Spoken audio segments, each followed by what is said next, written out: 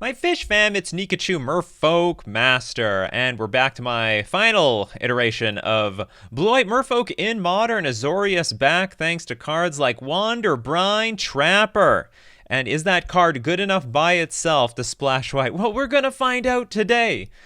So I've already played a few iterations of blue-white, and mostly I'm not really impressed with the creatures in the grand scheme of things, except for the Wander, Brine, Trapper, because it is a 1-mana, 2/1, and frankly, Merfolk is starving for 1-mana cards. And on top of that, it's got a very useful activated ability. 1 mana, tap, another untapped creature you control to tap target creature an opponent controls. I can hold off like a Flay.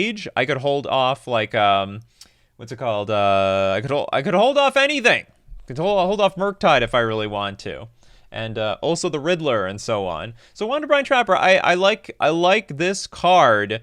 And it also gives us the ability to play some white cards. So cards that we didn't play test in the past that we're going to try out today. One being Thraben Charm. Now, I got to be careful on the white spells. A lot of people are like, you can play anything. It's so easy, Nikachu. Just play more of the white spells. Well, you can't do that in an Aether Vial deck. You can't compare other decks that are playing 22, 23, 24 lands to a Merfolk deck that plays with 4 Aether Vial, 2 Mutavault, 2 Cavernous Souls. These are utility lands. Other utility lands we play: Ottawa, Soaring City, Sink into Stupor. So if you want to play with more spells and reliably play those spells, you need to add more white sources. This one only has, what, we only have 13? So I have 4, 8, 9... 11, 13. I only have 13 white sources. You know what that means? It means I can play my Thraben Charm or Celestial Purge relatively consistently by turns 3 and 4. That's what that means. Now, if you want to make them really consistent by turns like 2 and 3, then you need to add more white sources. And if you add more white sources, you got to kick out some other utility in this deck. But then you're like, if I take out Cavernous Souls, then I'm just trading more white cards to be more liable to counterspell magic. You get what I'm saying? So those aren't so reliable, but we're going to play them anyway. We're going to play some things like Thraben Charm. One thing about Thraben Charm, choose one. It's an instant for 2 mana. Deals damage equal to twice the number of creatures you control to target creature. I probably am not going to be playing that on turn 2. Destroy target enchantment. That can be useful for destroying Goblin Bombardment, Urza Saga, and also maybe Artist Talent from Storm. So it has some versatility there. I really like that it can hit Urza Saga. And also exile any number of target players' graveyards could theoretically be important versus Amulet, will be very important versus Storm, and theoretically may be important versus Flage decks. We'll just have to wait and see. We'll also play with Celestial Purge, exile target black or red permanent, probably hitting the red permanents, again, like Flage. And one thing that Celestial Purge and Thraben and Charm are both going to have in common is that I'm not going to be under pressure to play at turn 2. Like, maybe if there's an Urza Saga out, I would love to play it turn 2. But I'm probably not going to be pressured to play it on turn 2. We can wait till it's turn 3 and 4 to play these cards. So my mana base, as is, while it's fragile for white spells, is going to be playable. What this deck should be leaning hard into are the white creatures. Okay, so unfortunately not all of them are super popular or great right now. But I think that would be the real value of playing with Blue-White Merfolk. We can play things like Containment Priest, 2 mana 2/2 flash. If a non-token creature would enter and it wasn't cast, exile it instead. Great against the Neobrand decks. Great, should be good or playable versus the Blink decks. And just in general, playable. Why? Because we can cast the card off of Aether Vial. Not cast, but we can play it off of Aether Vial. So we don't need that many white sources because Aether Vial for creatures is our white source. And in theory, if we're really crunched on mana, we can also play our Containment Priest on Cavernous Souls. Do we have any clerics in this deck? It's a human cleric. There's a wizard, scout, wizard. Any clerics? Anything? No? No, you're a soldier. Okay, well, Cavernous Souls cleric will make our opponent paranoid we have other clerics in our deck. But anyway, that will be the point. If I were to lean harder into Blue-White Merfolk, I would try to lean harder into creatures if they were relevant. Unfortunately, not enough of them are relevant, but I'd like to play with some Containment Priests today. We're also going to be playing with Damping Sphere, So I know how well it performs right now. It looks good. Looks like it would be good versus all the big mana decks, Eldrazi decks, and Storm. Maybe even theoretically, Neobrand, maybe. Not entirely sure, but maybe. Oh, Amulet, definitely good versus Amulet. So interested in playtesting that card out. So okay, this is hopefully sink or swim. This is our final iteration of our Blue-White Azorius adventures in Modern. Let's get into our first round of our Modern League. We lost the die roll in round 1. I think the hand is just a bit too weak. We have 5 lands. 5 lands. We do have a 1-drop, some interaction, but I mean, just too many lands. Might as well be like a 5-card hand. This hand is better. This hand's a lot better. I'll keep it. I guess we'll dump Prismatic Vista? Sure, we'll dump a Prismatic Vista. I think we got all the lands we need in our hand. Ooh, an Urza Saga. Which type of Urza Saga deck are we up against today? We're up against what? Amulet? The turn 1 Urza Saga is usually Amulet. It's an Amulet deck. Okay, is our hand any good versus Amulet game 1? Probably not. Ether Vial. What do I have to deal with turn 2 that I might absolutely need to? You know what? Yeah, I don't think playing that Ether Vial is gonna do any good for me. So I'm just gonna play Flooded Strand and pass, and maybe hit a. I'm not sure what. I'm not sure what I'm hoping to hit here.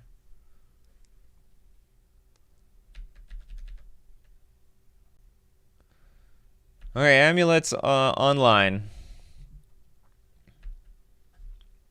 Got a lot of manas. Can I hit a Dryad or something? Oh, you just produced a token, I see. Alright, that's fine. That is fair. It's very fair. I will put a Hollow Fountain in play. I might just die at the Urza Saga, to be honest. I don't really have any particularly great answer to this Urza Saga. Let's play a Plains and my Ether Vial. Still holding up that Stern Scolding. Trying to hit, like, I don't know, Aftermath Analyst, a Dryad of the Elysian Groves, or something. Trying to hit something here. Because right now, like, I'm not racing this deck, so I have to try to, like, somewhat control the board. I can hope my opponent doesn't have any useful lands. There we go. That's what I'm talking about, baby. That's what I'm talking about. Ooh, feels so good. You regret playing that land. You could have just played it from your hand and got 5 mana. Well, we're still dead next turn, I guess. Even if there was a Karoo land in hand.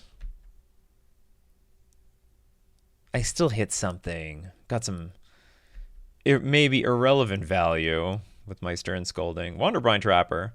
That, in theory, is useful. In theory. Like if a Primeval Titan hits the board and we don't die instantaneously. In theory. Just pass.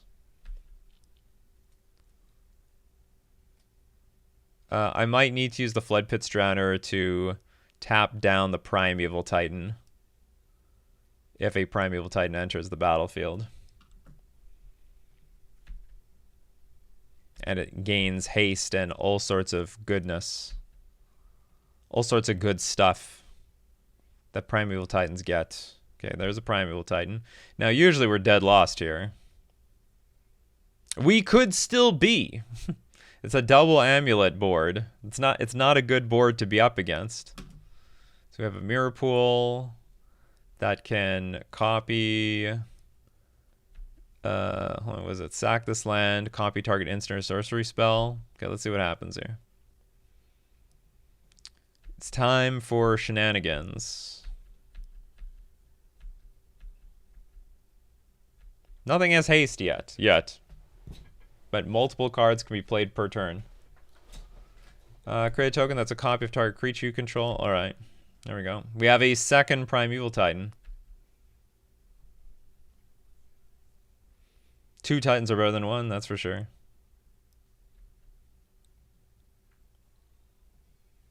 It's funny, the Lotus Field sack 2 lands thing is still on the stack. Okay, now what's going to happen? More triggers. Yeah, these things can all resolve. I don't mind. I like it when they resolve. I have a feeling our Flood Pits Drowner is not going to overcome the sheer power of this current board state. We're going to make another token. All right, we have a second token. Now what are you going to do? The crappy thing is our opponent hasn't even played like Summoner's Pact yet. You know what I mean? So what, is this just a means of getting like a million creatures in play? How do I deal with this? Can I deal with all of them? I can tap one down with Wander Brine. I can okay. So first one, we can Flood Pits one. Then we'll play Wander Brine Trapper. Then we'll exile one of the Titans with our Flood Pits Drowner. We can play a new Flood Pits Drowner, tap down another Primeval Titan, and also tap the last Primeval Titan with the Wander Brine Trapper. I don't think, however, I can deal with a fourth one. Strange that my hand can only deal with 3. As amazing as that is, 3 is the limit. We still gotta sack a lot of lands, though. So they're gonna hard cast another Primeval Titan.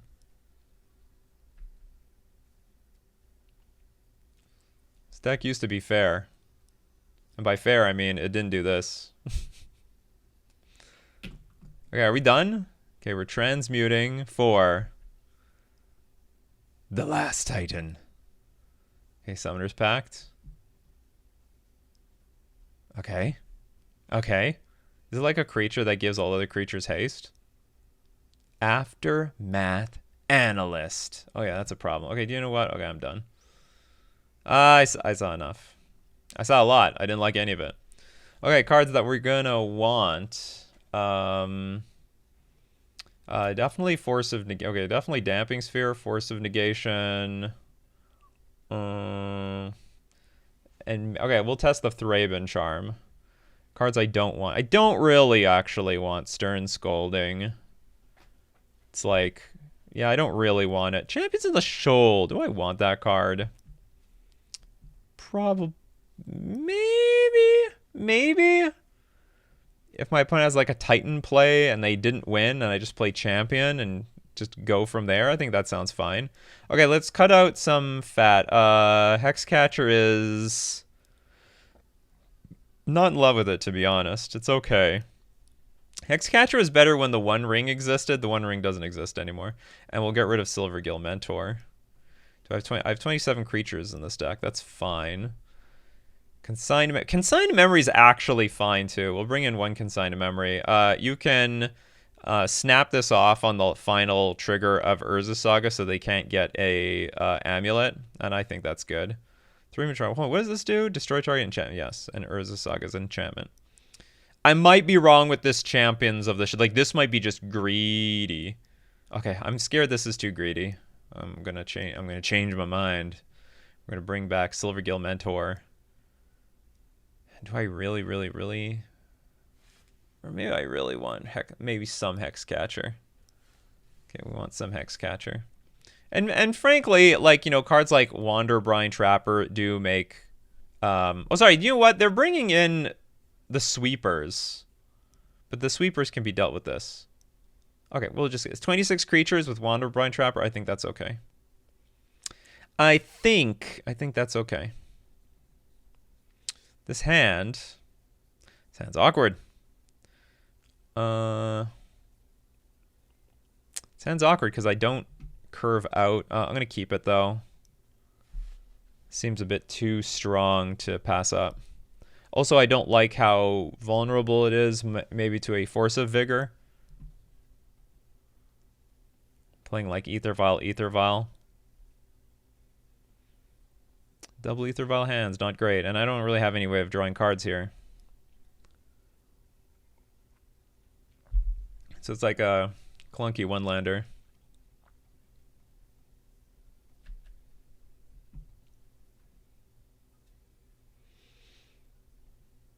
The amulet is back. So I'm going to need to draw a land in the next 2 turns. I got it. Oh, let's play it right now. Let's play it right now. Make the best of it. I'll just get an island here. Save ourselves some life.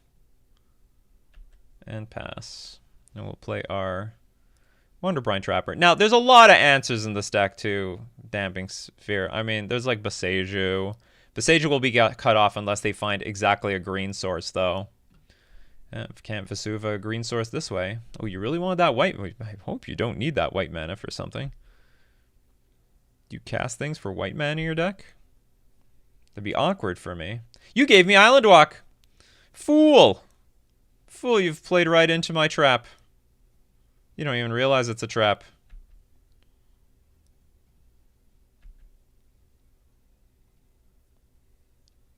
Can I interact with anything right now? Not yet. But one day. Okay, we'll just attack for 2. I think I'm just going to play this Ether Vial. Actually, I can play Ether Vial and Mind Spring. Don't wipe my board opponent. Just please don't. Oh, I can't do that. Only one spell a turn, Nikachu. Only one spell a turn. Don't you know? Echoing Deeps. Have a land. It can copy anything in the graveyard, apparently. Stock up. Look at the top 5 cards you elaborate. Put 2 of them into your hand. Amazing. So I played right into my opponent's hands here. Put 2 of them into your hand, the rest on the bottom. So they'll be digging for probably basic forest, if I were to take a random guess. And so that actually makes me believe I should really be putting the pedal to the metal here. We'll put a Lord in play. Hopefully they don't interact with the board and wipe it, and then I can put Mind Spring, Merfolk in play and pump the team so that it doesn't get wiped out by a like Kozilek's return. I can't remember what the general sweeper is these days though, coming out of Amulet. There's more 3-drops than anything in the deck, so I'll just keep the thing on 2. But we will tick this Vial up to 1. Ooh, that was a good one. Okay, I won't put in play yet. I don't want to. Or do I want to put in play? So I can attack for 7. Put my opponent down to 11. Play Mind Spring.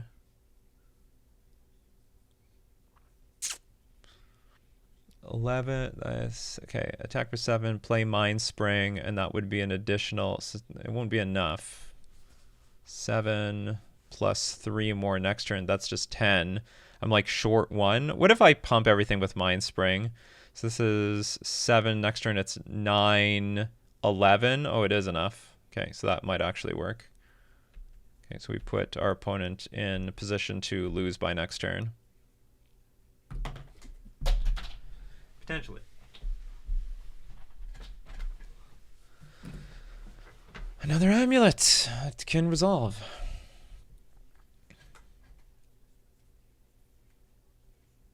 Trying to bait me? Trying to bait my hex catcher here? Not going to work. Not going to work one bit.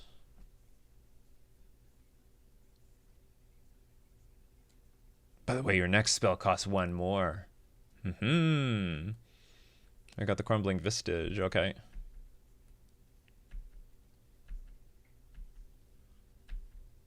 Two mana out of this, and you make some green, and you get to make some mana out of this. Of course. Ooh, my board's about to get wiped.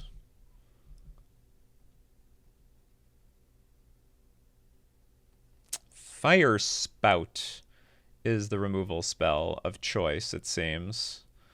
So Turn deals damage equal to twice the number of creatures you control to target creature. Wow, I can kill a Primeval Titan with this. It's of no use to me right now, though. So I will, unfortunately, have to lose the Mind Spring Merfolk. Looks like we were going to lose everything anyway, though.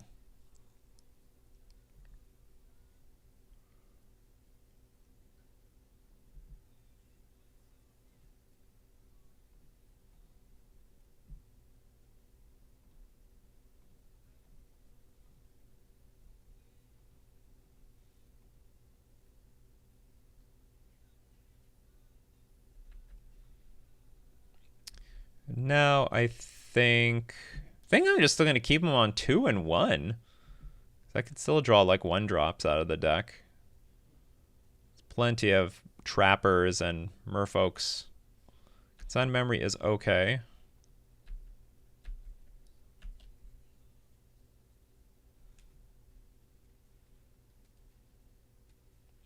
Oh, there's the first forest. Arboreal Grazer, sure. I can kill you.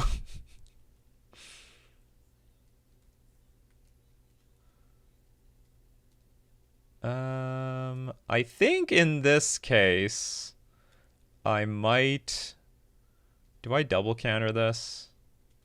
Because I don't want to wait for a Primeval Titan to hit the board. That would be bad. Why are there so many amulets per game? Too many amulets per game, in my opinion.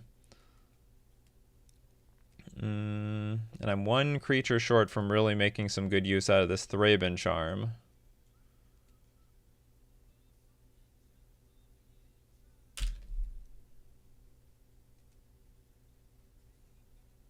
Okay, what's the alternative? I wait for Primeval Titan to hit the board, and I can sign that. So if I double counter this, I don't wait for prime time till next turn, and I might be able to kill prime time actually. Okay, so we'll do that.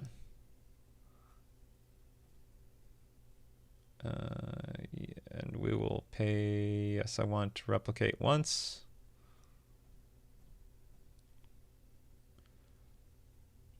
And the replicate will hit the... okay, this always yield. This one will go at this one.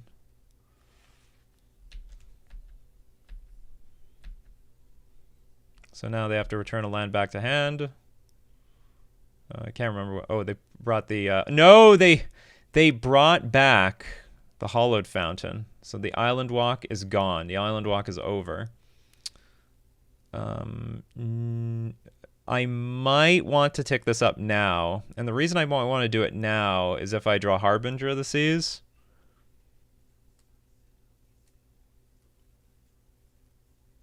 It'd be so bad if I draw 1-drop, though. What are my odds? 1-drop. But Harbinger of the Seas is like the much bigger upside play at this point. Okay, I'll take it up. We drew a Silvergill Adept. We'll play that. Prismatic Vista, not beautiful at all.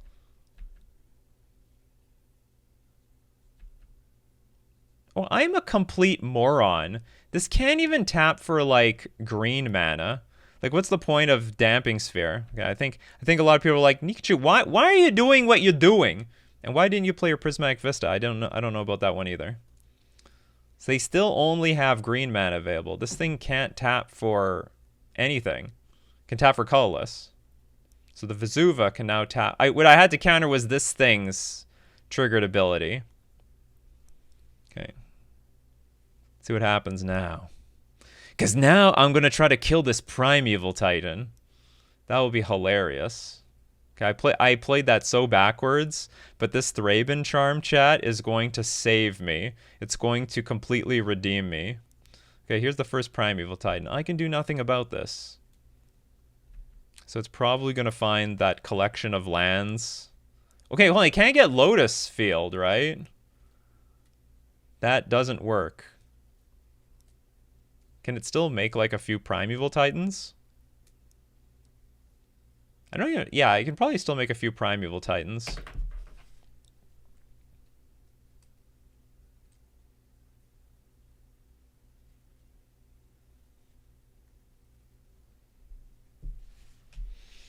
They might be gathering their options. Frankly, as it stands, I'm attacking for lethal, so they need to get at least one other creature in play.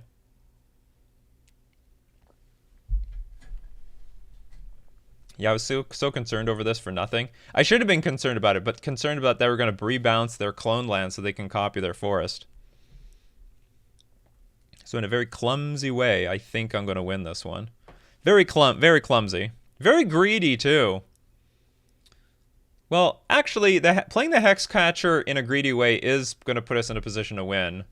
Oh, I guess we were just going to win anyway, though. Because if my opponent's at 6 life... Ooh, Crumbling Vistage. To play, like, what, another Primeval Titan?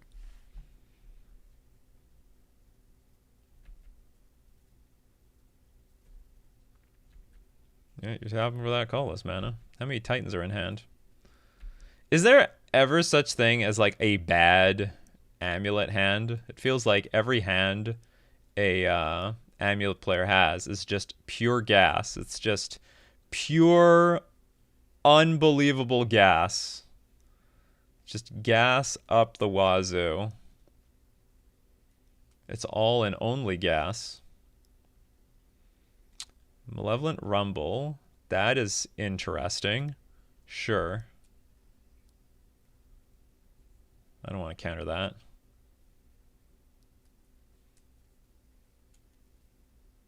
Not interested. Thank you very much. I really like that Titan can play both halves of a like Fire Spout. That's pretty cool.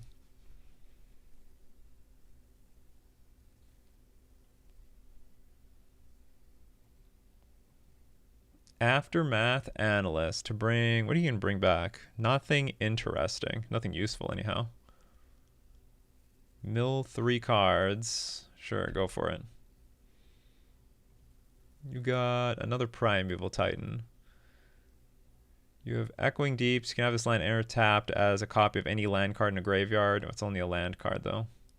Okay, there's no attacking. We shall Thraben Charm. Damage equal to twice the number of creatures to target creature. I shall. Let's kill this creature. It's not often I kill a Primeval Titan. Usually I have to work with Dismember and stuff like that. Oh, wow. Okay, they said that's good enough. It's good enough for me, too. Do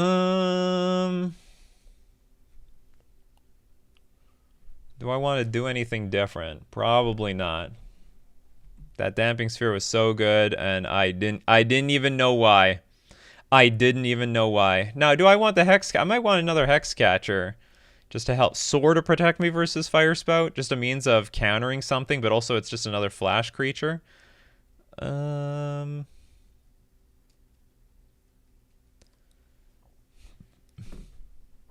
I'm good. Maybe I'm good with what I got. I like Flood Pits Drowner. I could remove one Silvergill Adept though. Okay, I'll remove one Silvergill Adept and we'll put another Hexcatcher in the deck.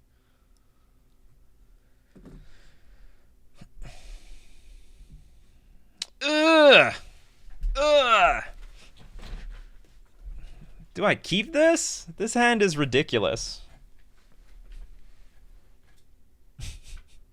This is like a pretty greedy hand. Like it's good versus obviously a turn 1 amulet play. But I have no way to back up this hand. I need to like draw lands just to even play my interactive spells, and so I don't like that because that means I'm not drawing creatures, and there's no guarantee that I'll have a steady amount of creatures throughout this game. Oh, we can mulligan this. It's just it's too greedy. Oh, well, this hand's also too greedy because it has no lands. This hand does not do anything. I think we're better off going to 4 and hopefully there's like 2 lands, Harbinger of the Seas, and some other interaction. Good enough. You know what? Good enough. Let's put the Mutavault. Do I keep the Mutavault? Maybe I keep the Mutavault. Get rid of Otawara. Get rid of Master the Pearl Trident.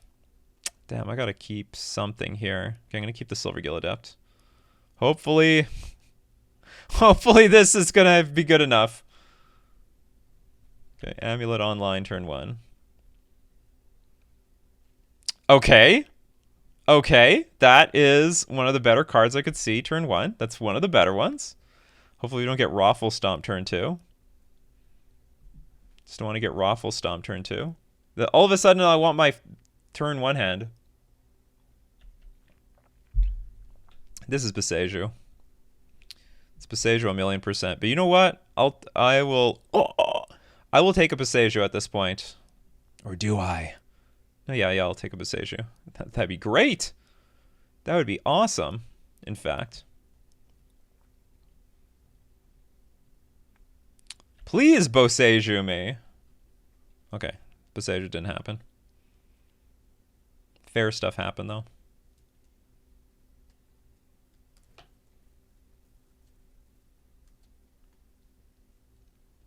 Okay, won't forget this one. Gruul Turf will just add regular mana.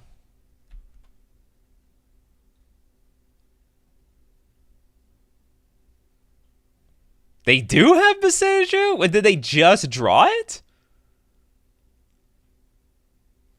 Did they just draw it? I mean, I'm not unhappy. I'm not unhappy. We're going to play our Harbinger of the Seas. They probably have Dismember, though. They're playing super cautious. Well, we have a hex. Okay, we drew a Hexcatcher. That's excellent.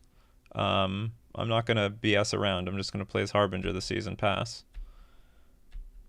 The alternative is I could wait a turn to get a Silvergill Adept and Hexcatcher in play to play around a Dismember.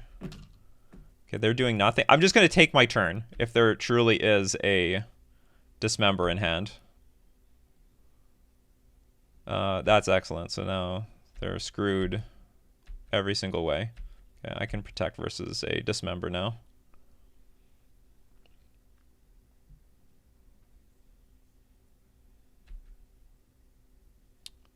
Let's start putting cards in play. Silvergill Adept. We have another one. We can put a... I think we can tick this up to 3. Well, I'm sorry, you can't beat any of these. I have a Harbinger of the Seas Kindred going on over here. Harbinger of the Seas Kindred. You kill one Harbinger, I got another one. How many of these things do you want to see? I got millions of them for days. For days, opponent. Man, this 4-card hand was gas. All thanks to that. Boseiju actually saved me. It drew me everything. Oh, did we have lethal? We probably had lethal with this Lord of Atlantis. It's okay, we're gonna have lethal next turn too. I have no idea what they can possibly draw to save themselves. Basically nothing. All right, won the match. Off of Harbinger of the Seas. That's why we got him in the deck. It's what we got him in the main deck, actually. It's the #1 way of winning the game. Did any other white cards help? Thraben Charm. Killed that Primeval Titan. All right, that was round 1. Let's move on to round 2. Here for round 2, we won the die roll, and we have a hand of cards and a curve, so I'm going to keep it. I mean, it's very convenient. I mean, the one thing I really like about this Wandervine Trapper, I just have something reasonable to play on turn 1. The sad thing is I haven't really used the tapping ability yet. It has not really come up. So this has been more or less a crappier Kumena speaker for the most part, but I still appreciate the threat that it poses with its interaction, while simultaneously just being a random thing I can play on turn 1. Looks like we are going to be up against... Oh, okay. I thought it was just going to be Boros Energy. Windswept Heath usually to my head is Boros Energy. We're up against Yawgmoth apparently. Okay, so what we're gonna want to do...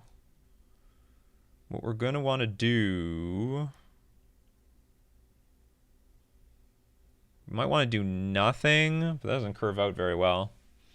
Doing nothing doesn't curve out. Tacking into Young Wolf doesn't work. Generally speaking, you want to keep Stern Scolding for Yawgmoth or Grist. So we're going to want to save that. Yawgmoth and Grist can come out next turn. So now is the time to play like either of these spells. And ideally, I want to play Silvergill Adept or Hexcatcher next turn. I could play Silvergill Adept now, I suppose. That is going to work out. And then next turn, I can hold up Hexcatcher and Stern Scolding. I'll even show them Hexcatcher so that they don't know about Mass of the Pearl Trident yet.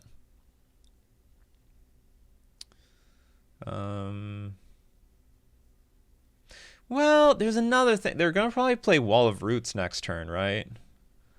Do I want to save Stern Scold and get greedy and hit the Wall of Roots?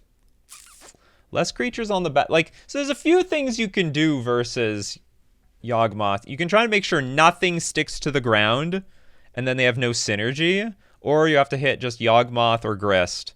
And okay, so my hand in no way can prevent all the things that they play. It's impossible. So I'm just going to have to go down the hope I can counter Yawgmoth and Grist line, because that's the only thing I've got going for me right now. Oh, we got an Ether Vial. That's not too bad.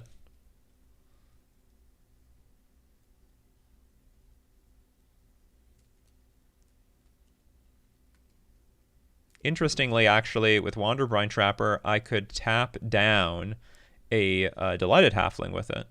What's going on here? Oh, it's Bowmasters.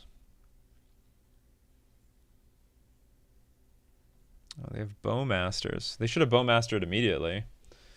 So they're hoping I'm going to play Hexcatcher. Ugh, okay, I have to hold up. I can't play Ether Vial here. I need to be able to hold up Hexcatcher for Bowmasters and Stern Scolding. Oh, wait a minute. I could just counter the I could counter the Bowmasters, but I don't have any other way to beat Yawgmoth or Grist. So we're going to have... Okay, they're playing into our hands, fortunately.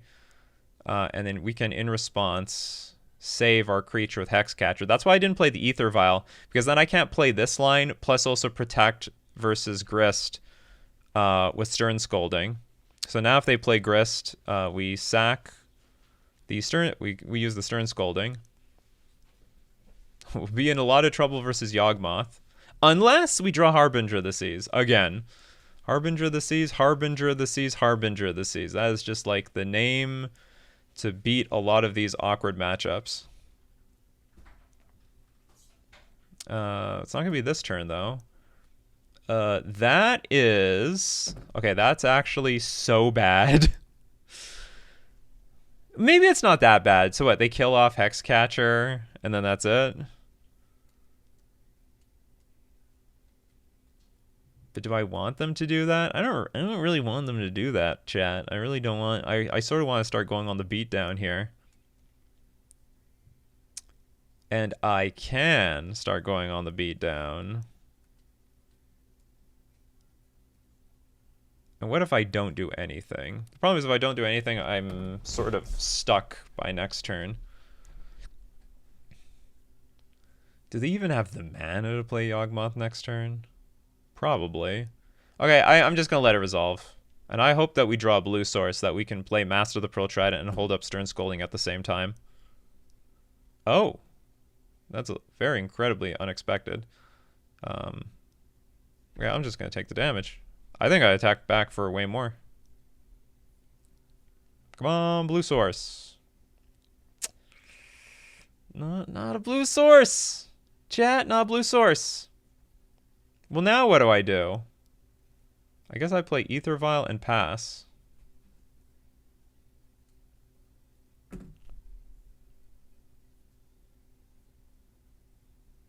Yeah, I'm just going to pass. Actually, what I can do, upkeep, I'm going to tap down this Dryad Arbor. That's a creature. Wanderbrine Trapper, about to get trapped. Opponent, get trapped. Ha, I trapped you.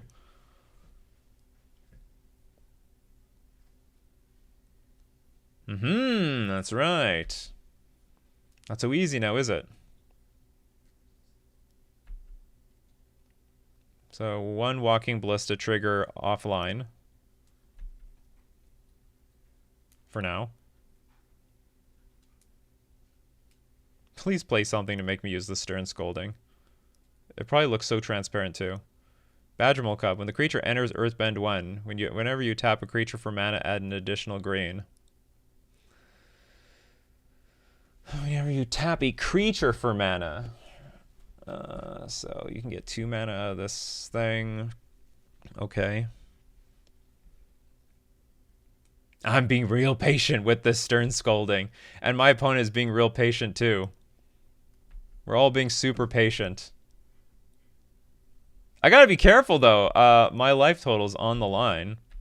Okay, can I draw a blue source? Just draw me a blue source, damn it.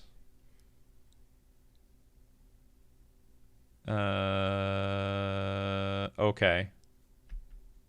That's fine too.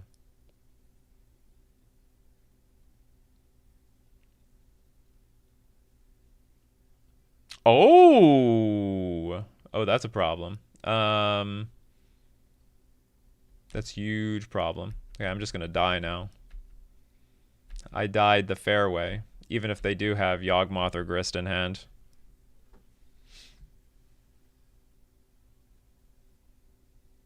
Okay, I think I can just concede. I don't know if I'm beating this. Like they can start absorbing all my creatures and turn everything into like what's it called? A bunch of nonsense. What could get me out of this? Maybe ripping Harbinger, but like I doubt it. I still doubt it. Like our life total is under a lot of pressure, and like whatever, and they can shoot down the Harbinger. They can shoot down the Harbinger. Okay, next let's get, because like the more creatures that they kill with Walking Ballista is more they can eat, and then make more problems. Okay, what do we want? We want. Does this interact? If a non-token creature would enter and it wasn't cast, exile instead. That actually might be good. Like in response to Eldritch Evolution? That works, doesn't it? If a non-token creature would enter and it wasn't cast, exile it.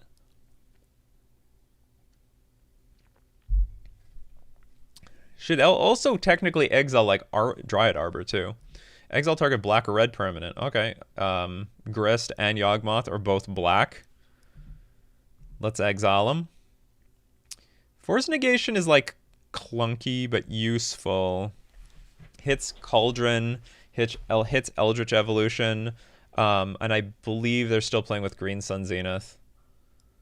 Does this help me in any way? Destroy target enchantment. I don't know any enchantment that they use. Exile any number of target players' graveyards. I don't know if that's relevant. Like I don't like they have Agatha's Soul Cauldron. I understand. They also have creatures that have Undying. I don't know if that's enough, and it's like a pseudo removal spell. Okay, we'll bring in the Containment Priest. Cards I don't want. Love Stern Scolding. Flood Pit's gonna be awkward. Silver Gill Depth's very awkward. Mentor is okay. All the Lords are good. Oh, Hexcatcher sucks because of Bowmasters. Champions of the Shoal. I have no idea if this is going to be good, but it seems like an okay card because there's like nothing. I mean, maybe Fatal Push is the only thing that kills it. Okay, I'll get rid of a Silver Gill. And away we go.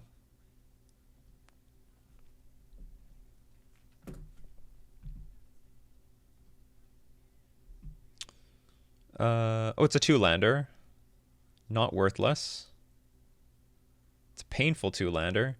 So I go Mindspring, Lord, exile something, hope to curve out. Keep it, I guess. It's not a very good hand. Oh, it's actually way worse than I thought because I can't fetch. I have to fetch a plains with this. So okay, so we'll still play Sync first. Because if I draw an island, then I want to save the Prismatic Vista. I was about to go grab an island with Prismatic Vista, but if I grabbed an island and drew another island, or like another blue source, then I would have wasted it.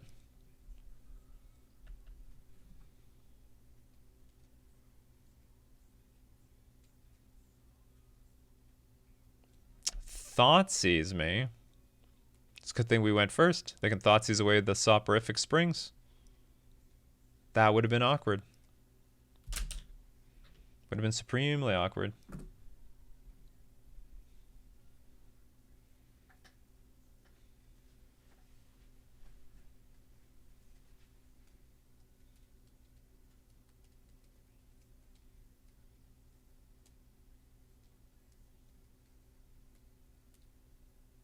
So our hand is just a good old sort of aggro hand. I just honestly just want to draw more lands, curve out, and then beat my opponent's face in.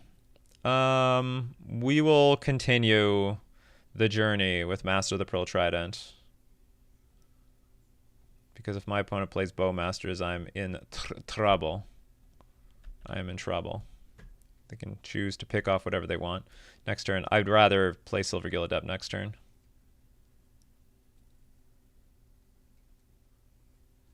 I think. Maybe not. Do they have Bowmasters right now?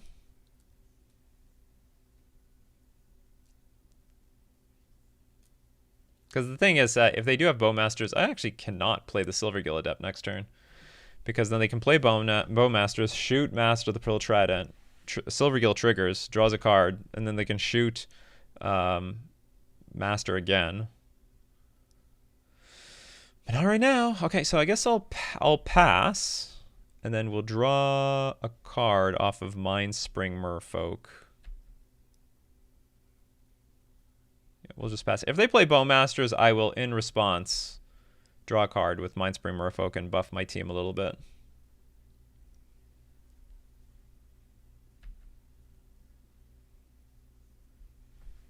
Okay, so we'll give them one less token and one less ping trigger. So we draw a card. This is not terrible. Got a Wander Brine Trapper.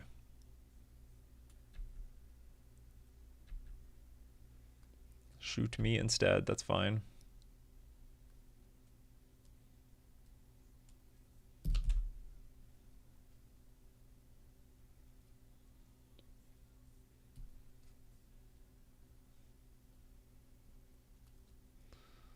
Malevolent Rumble. This card is just finding its way in any deck.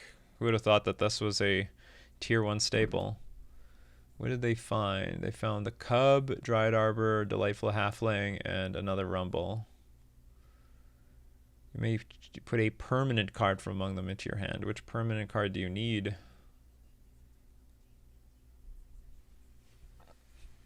Doesn't really show. Does it say underneath? They took Dryad Arbor. Fatal Push on my Master. It's very rude. It's incredibly rude, in fact.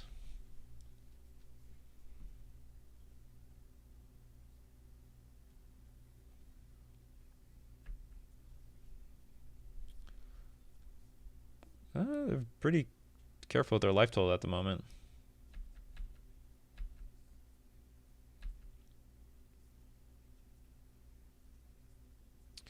Well, I gotta be a little careful with mine. I don't have any good weight of curve here. Well, I sort of do. I can play Master into Wanderwine Hub. That's about it. And I guess that's just what we gotta do.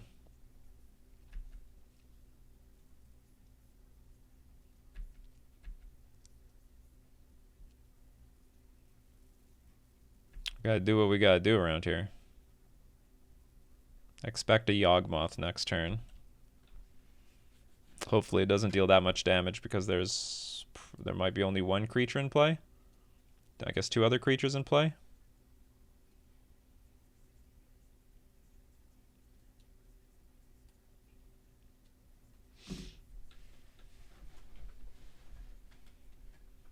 Come on, I want to get this thing out. Come on! Come on! This is what it's for. I'm going to exile the Silvergill Adept. It's not that bad. Tap down that Dryad Arbor. Okay, it looks like it's Yawgmoth time. It's Yagi time. Okay, so you're going to draw 2 cards. I'm going to lose, presumably, this creature. And then we can Celestial Purge the Yawg away. Pay a life, sack another creature, put a counter on up to 1 target creature, and draw a card. Okay, you draw 2 cards. Draw 1 card out from me. Ooh, Containment Priest, which is useless here. Okay, we're just going to force our opponent's hand. They can sack the board, but then we attack for 4. Oh, that is not a line I expected. In that case, we're just going to send full team. Do I send the full team? You double block this lord. I attack for 6. That's fine. And you have no creatures in play.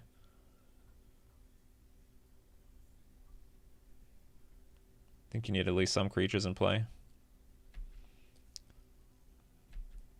This goes down that line of like, how do I put it?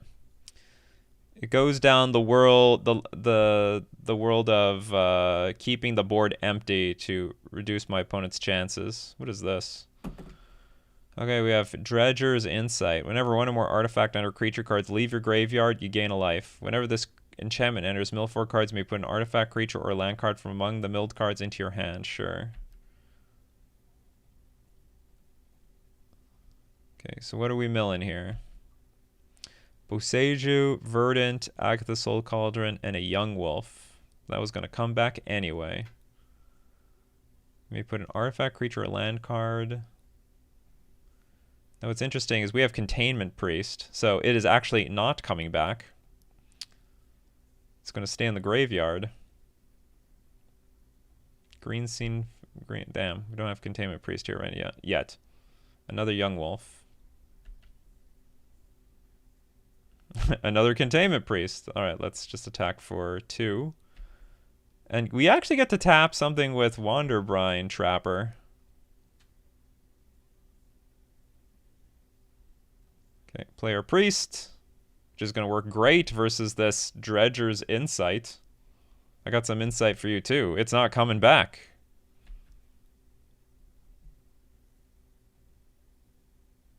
Was it? Would it leave your graveyard? What? It technically left the graveyard. I guess it left the graveyard.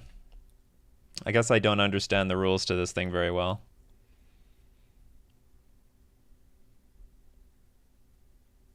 Yeah, good thing it's tap another untapped creature and not another Merfolk. So Wanderbrine Trapper actually has synergy with the other Hate Bears of the modern format. What is this thing? When it enters the battlefield, you may discard a card. If you do, search your library for a creature card, reveal it, put it in your hand, then shuffle. Untap another target permanent, sure. Might want to trap this thing too. Oh boy. Oh boy. Oh, you got Grist, huh? Yeah, you would, wouldn't you? Okay, we'll tap this thing down. Opponent's at 7. So, I mean, they're basically dead. They're basically dead. Is there any way I can lose? I don't really think so. I'm going to play this Champions of the Shoal, and then my opponent's going to concede very quickly. In my opinion. Exile the Silvergill Adept because it does not look that great right now. Tap this thing down. You are not untapping anything. Can't search your deck for anything. Can't bring anything back from the graveyard. Yeah, we win this game. Nice. Very, very, very nice. They have a lot of non-creature spells. I don't know if any of them are worth, like, pitching 2 cards for. The only things that are worth pitching 2 cards for are, like, Green Sun Zenith and Eldritch Evolution. Which I don't even know if these decks play that many Eldritch Evolution anymore.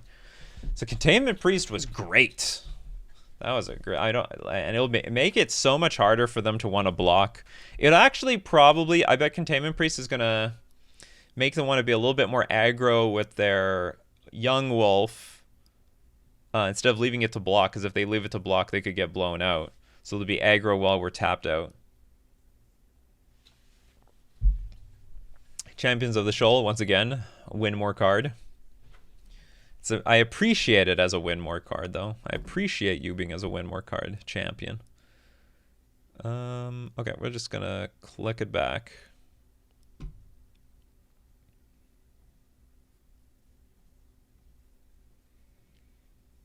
I'm not super in love with this, but we'll keep it. We do have Harbinger of the Seas. It's like, it's not very interactive very early on. They could Thoughtseize us and screw this hand. There's risks. Okay, I like that we're drawing interaction. That's good. And hopefully we gotta sort of play this before it's too late. Guess I'll show the Silvergill Mentor. Yeah, we gotta play that Celestial Purge before Harbinger of the Seas hits the battlefield. So hopefully they play some random black spell here. Okay, this can only get a forest. which is still fine.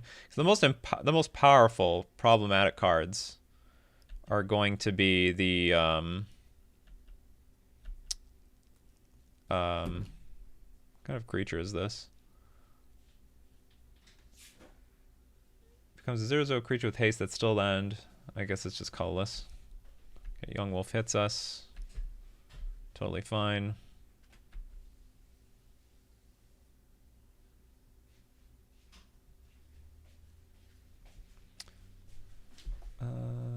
Whenever you tap a creature for mana, add a green. That's okay. And we'll put a Mutavault in play. But we're going to pass. What could that mean? Because we did show the Silvergill Mentor. We showed the Silvergill Mentor. Means we're up to something. Could be Flood Pits Drowner. Could be anything. Okay, there's Dryad Arbor. Those things are all fine. Sort of. Like, there is the risk of there being, you know, when they what's it called? Ramp out a, no, so does Green Sun, maybe Green Sun Zenith cannot find black creatures. So maybe that's not a problem. Prismatic Vista. Okay, that's good, actually. Okay, so we got that just in the... No! It's not in the nick of time. So I can't use this thing right now. Or can I? Yeah, maybe I shouldn't have played that Mutavault. Because what I could do... Like, I want to play Prismatic Vista, go get the white source, but I can't do that. I gotta wait. I gotta wait one more turn. Or do I have to wait one more turn? Yeah, I gotta wait one more turn. What is going on here? Something suspicious is happening here. I think.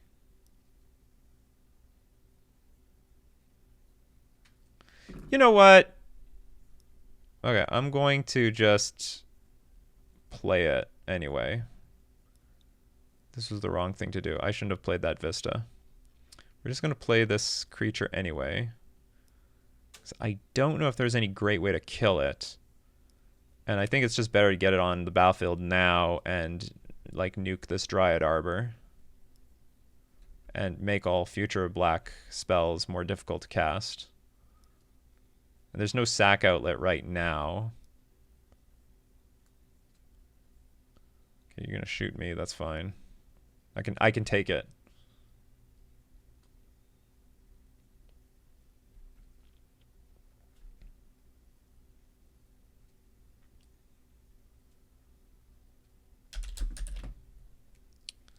Just important to like get Grist offline. Oh, they can still get Grist though with the with Green Sun Zenith. Malevolent Rumble, sure. Found Spymaster, Grist, Abrupt Decay. Oh, he found. Can you get that? You may. It's a permanent card. You may put a permanent card from among them into your hand. Okay, that's fine. And what was that permanent card? The permanent card was Spymaster's Vault. I don't know what that does.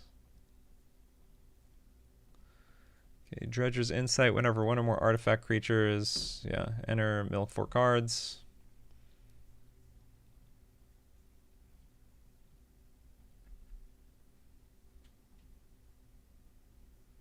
Now what happens? You may put an artifact creature or a land card from among the mill cards in your hand. There's like Young Wolves, Yawgmoth. They just got another Young Wolf. So we do have like a pretty good clock. We have a pretty... Uh-oh. Uh-oh. Okay, I couldn't beat this card. We're going to die anyway, it seems. So Agatha's Soul, they found the Yawgmoth, so Agatha's Soul Cauldron can go find Yawgmoth,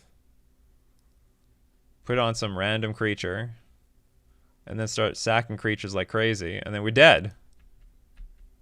Put on the Badger Molcub. Okay, so I'm lost. I just want to know, are there any like new additional interactions I need to know about between Badger Molcub and Agatha's Soul Cauldron? Like, does anything change? You know what we need right now? The what's it called? The Containment Priest. That'd be great.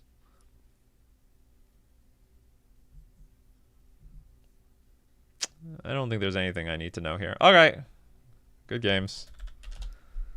Got beat by Agatha's Soul Cauldron. Apparently, we got beaten by the best around here.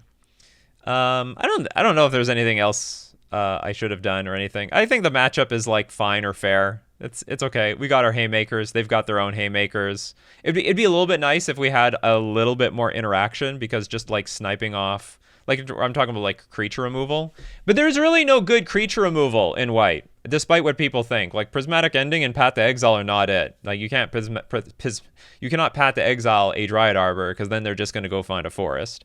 And Prismatic Ending is not a very reliable removal spell, and also requires you to have 15 white sources in your deck to at least play it by turn 1.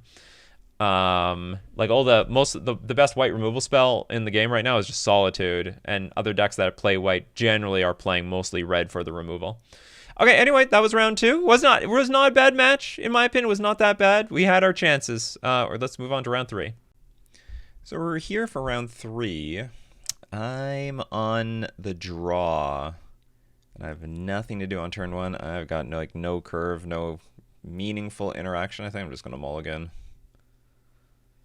Okay, so we're still clunky, but we do have a Harbinger of the Seas. It makes all the difference. We're gonna keep it. I guess I'll get rid of one Flood Pit Drowner.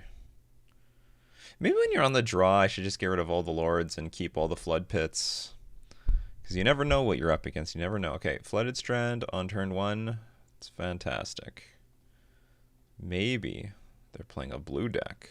And if they're playing a blue deck, they have counter spells. And if they have counter spells, they can't counter my Mindspring Merfolk anymore. But let's see what they are. Let's see what they really are. Okay, they could be Boros Energy, which could be good for us here because we do have the Harbinger. But unless they start fetching out basics, which, as they do, see, there's one of them. But we can. Oh no, that's the worst one. I'm a little inclined to play the Lord here. Yeah, I'm quite inclined to play a Lord, so that we can try to sort of protect our board against a creature. Unless they got Flage, then we're in trouble. So if they have Flage, they can deal 3 damage to the Master, and then with Goblin Bombardment ping our Mindspring Merfolk, and then it's just dead. But if they just have like one random creature, I mean, even Ajani is pretty strong here. Ajani, sack the cat on Master of the Pearl Trident, and then flip, make another cat. You know, it's all bad news bears. It's all problems. Unfortunately, Flooded Strand cannot get a mountain. Can just get a plane. So this Harbinger of the Seas looks great. Look, everything as I have foreseen has happened.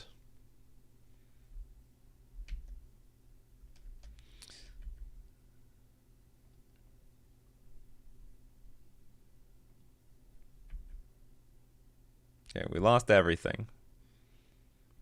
But what we haven't lost yet is some hope. So the only hope I have for now in this game, so I guess we're going to get a Plains, just in case we draw our Wander Brine Trapper. So our only hope is they don't have any white creatures to play to kill off the Harbinger of the Seas. That's our only hope. Okay, well, no hope. They just sack the cat, transform a John. I mean, this was brutal. It's crazy about Boros Energy in this case is that they didn't even have that good of a hand. Maybe things would be a little bit different if we were on the play, maybe. But overall, not. I'm just going to concede. We're just so damn far behind here. it's not even close. It's a joke. Okay, card. Okay, we do want Champion of the Shoal. That's going to be good. Cards that will be good. Maybe Thraben Charm. Definitely Celestial Purge to exile the Flage. Maybe some Force of Negation. Okay, is there anything I don't want? Like I don't like I never like Hexcatcher in this matchup. It's just a weak card. I could even go down maybe on some Lords. But for what? I don't mind some Force of Negation. It hits some cards like Goblin Bombardment. You can hit Fable the Mirror Breaker. Occasionally you might hit a removal spell that could hit your Harbinger of the Seas. So it's not stone cold useless. Stern Scolding is good. Purge is good. Also, it's black or red permanent, so we gotta actually get rid of the Goblin Bombardment if that's a problem. This is where I think Champions of the Shoal will shine. This is one of the few, like sadly, there's not actually a lot of matchups for Champions of the Shoal. Maybe this should be a sideboard card, but this is like the matchup because Boros Energy can't, with damage, easily kill a Champions of the Shoal, and it's like removal for like anything on the board. Deal damage to twice the number of creatures. Okay, do you know what? Let's bring in this removal. Let's get rid of 2 Lords. I don't like Lords in this matchup. I just don't. You sort of need them at some point, but in the grand scheme of things, you don't need them. Okay, hold on. Maybe I'll bring one back in. Okay, we're just gonna live off of Thraben Charm, which can destroy enchantments, and Celestial Purge, which can deal with enchantments. So we're not going to rely on Force of Negation in this case because we have some white cards that can deal with enchantments. Okay, we get to go for... Oh, this is a bunch of land. That's a no from me. That's a mole. Ugh.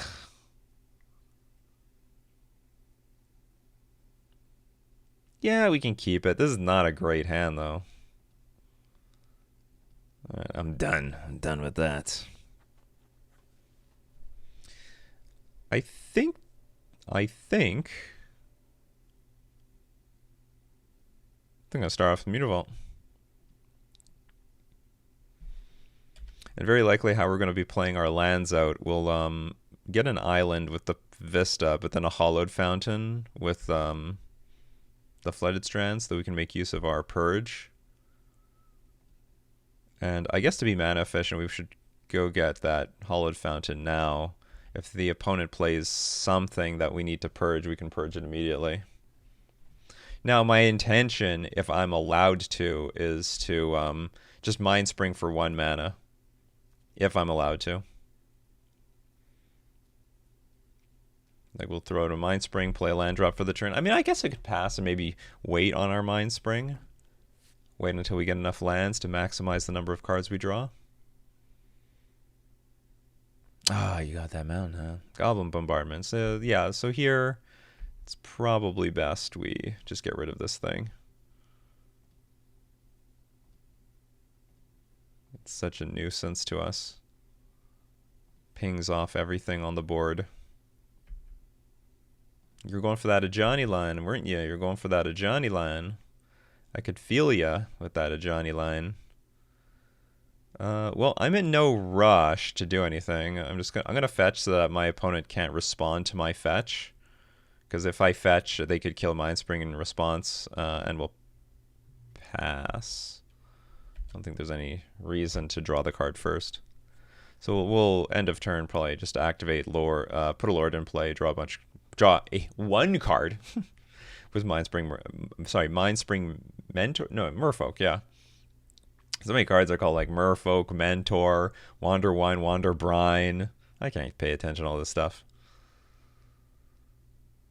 Another one. Well, we have another answer.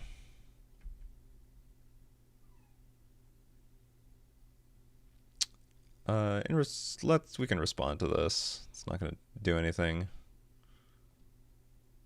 We can lord it up, and yeah, let's just draw a card.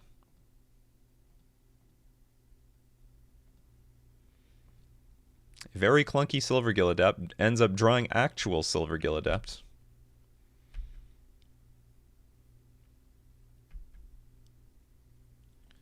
We'll leave the thing on 2. And now we have access to Thraben Charm, which is actually removal.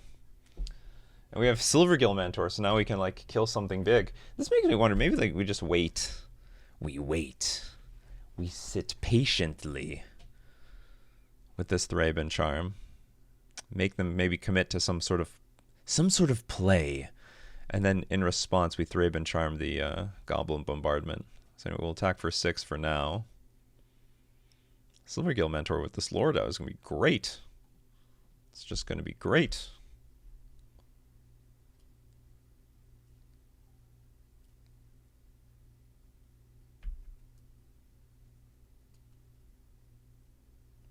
And yeah, we'll just pass. Thraben Charm, very, very flexible card. But I sort of want to wait, because if our opponent has Flage, I might want to exile the graveyard instead. Like, what is this going to do now? So it's going to kill the Lord. For certain. Then they're just going to shoot my face.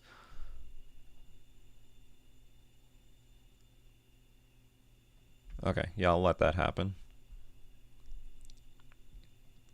I'll let that happen because there's not much I can do to not let it happen.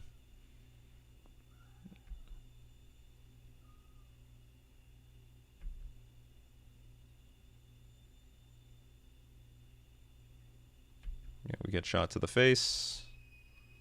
We're gonna have to exile the Flage.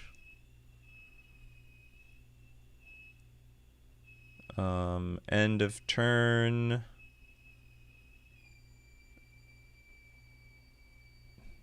End of turn, I think we can just put a Silvergill Adept in play. No, actually, no, let's put Mentor, Silvergill Adept, Mentor, Silvergill Adept. I want to draw a card. If you want to sack your Guide of Soul, that's fine. I don't know if the Mentor does much for me right now. Well, one way or another, we're going to Mentor it up.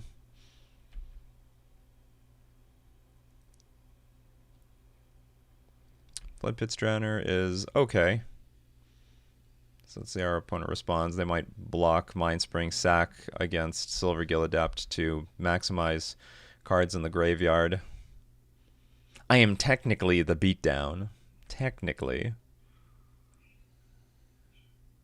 Because there's only 5 cards in graveyard, so I can just pass. Sorry, there's 4. Yeah, it's 5 cards in the graveyard, but nothing else. Okay, so I'll let them get probably another one of those parlors. If they put something in the graveyard, then Thraben Charm. Okay, they don't put anything in the graveyard, but I'm still going to make our opponent lose their graveyard, because I'm not taking a chance here.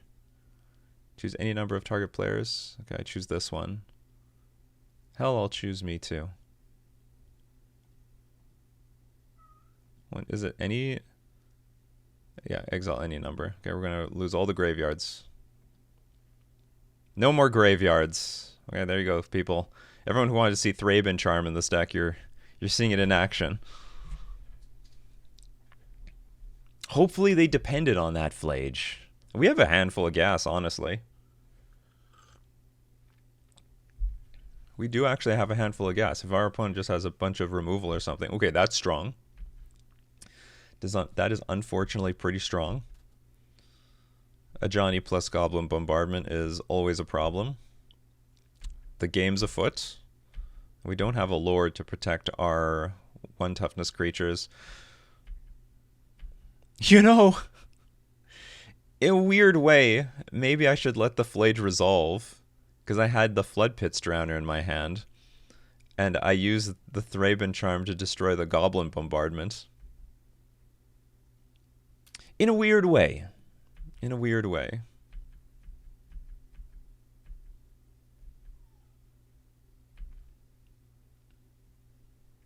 Oh, there's enough damage on my Mind Spring? I guess so. Okay, now this fella's coming in for the attack. I guess we have no other option except to tap down the Cat Warrior. Actually, what I should know, yeah, okay, actually put the Silvergill Mentor in play, and then if our opponent has no removal, no creatures, then we'll kill the Ajani. Because what we do is we put a bunch of power in play, and then we can play Flood Pit's Drowner, tap down the cat, and I guess they could keep Ajani alive if they sacrifice both creatures. They like Cat Warrior eats up token, a Guide of Souls eats up Silvergill Mentor. That would work.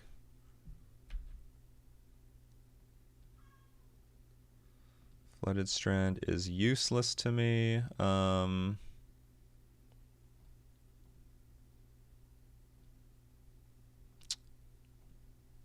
don't want to lose more life, but I guess we're going to lose more life. Do I need another plains? I don't really want to get another plains. So I'm going to main phase the Flood Pit's Drowner. I'll have to attend to my cat. I have a real cat.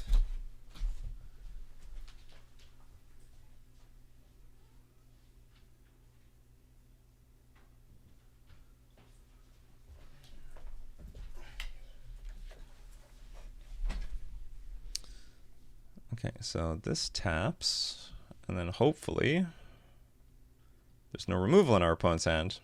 That's a big hope.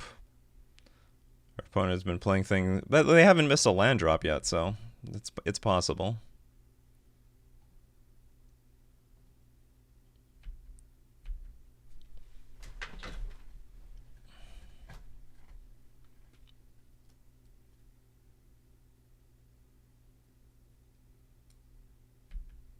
That's what the hell?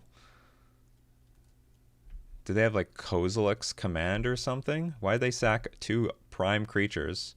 Oh, they have to have a. Oh, they must have a board wipe. Like do they have like a Pyroclasm or something? Or do they have what that white removal? Wrap the Skies or something?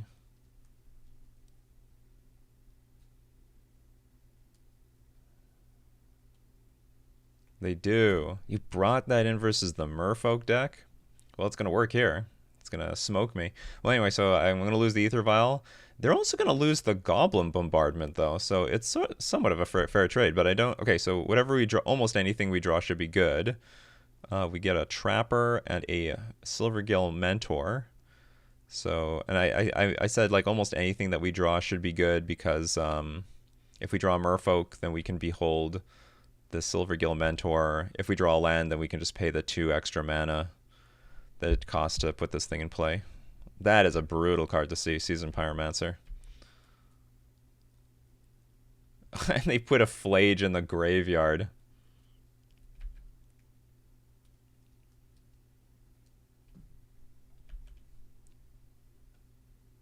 I got another one of these, but no way to push any serious damage. You know, in retrospect, maybe given that we now have Silvergill Mentor in the deck, and also given Goblin Bombardment is such a pain, I should keep all the Island Walk Lords. You know, Island Walk Lords are usually like a liability in this matchup. Maybe now they're like somewhat half playable.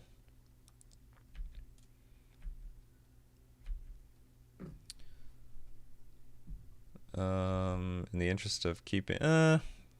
okay, I'm going to take 3. I'm going to take 3. That's not a good draw. Okay, pass. So we're going to take like 6 damage next turn, probably.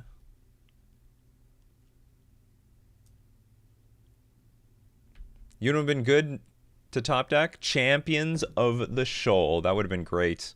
I should have called it. That way we could have drawn it. Okay, we'll block here. Take 3. So Champions is still online. Sort of. No. We got nothing. All right. Boros Energy still does Boros Energy things, even with our adjustments. It's more of a game. It is more of a game though. It was I'm not going to say it was close. We got smoked 2-0, but maybe with some further adjustments, or how do I put it? This deck still relies on a lot of 1 toughness cards that gets eaten up by Goblin Bombardment pretty badly. Maybe the deck overall needs to take a new tune. Maybe for as long as you have like a bunch of 1 toughness cards in your deck, you're still like pretty weak. But we still had like multiple cards that could deal with a Goblin Bombardment anyway. But I chose to deal with the Flage. There is a weird world where maybe I should have let the Flage resolve and we deal with it with Flood Pits Drowner. If we're allowed to. If our opponent has removal for a Flood Pits Drowner, then we would just die to the Flage. Okay, that was round 3. Let's move on to round 4. Round 4, we won the die roll. Our curve is clunky, but it's a curve. We're on the play, so I'm going to keep it. Like, we just have nothing to do on turn 1, sadly. That's all. I'll start the game playing the Sink into Stupor tapped, which is a pretty big sign of weakness. This does not represent we got things to do for 1 mana in our hand. Harbinger of the Seas is it's something. You're gonna counterspell my Silvergill Adept. I don't really want to play my Silvergill Adept here. I'm gonna pass. I'm just, I'm allergic to Scalding Tarn and getting spell snared or something. See? Because I have options here. I can play Flood Pits or the Hex Catcher at the end of my opponent's turn. They were going to spell snare that Silvergill Adept so fast. They're like, Merfolk fool. That Merfolk fool. Okay, so now we can play Hex Catcher, and this might give us some insurance versus counter spells as we play more cards. Now, what's also interesting is if this is... Oh, I guess this is just the Jeskai Blink deck, right? That's the only thing it could reasonably be.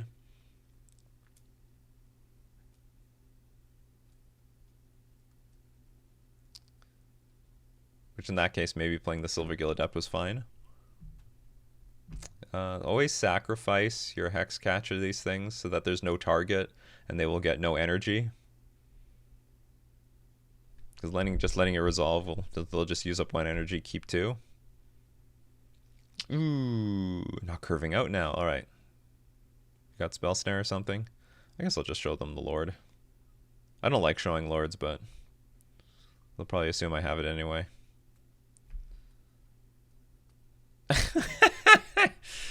I was like, land, come on, let's see a land. Can't play Mindspring Merfolk off that land. Can play it off of a lot of lands in our deck, not that one. Or a Mutavault. But this, mind you, this Plains is taking up a slot of a Mutavault, so it's not that big of a deal. Our opponent is like being pretty greedy with their fetch lands, and by greedy, they know they're up against Merfolk. They know we have Harbinger of the Seas. Okay, so they at least have a Plains over there. Teferi is like really annoying. All of a sudden, I have not seen Teferi in a long time. Now Teferi is completely back. Anyway, ooh, I can play 2 things this turn. But if I play 2 things, my opponent can Solitude them away. Let's take the line that maybe screws over a lot of other stuff. Okay, then we can play Mindspring off of this Mutavault. Thanks Harbinger of the Seas. You actually fixed my mana. Didn't expect that.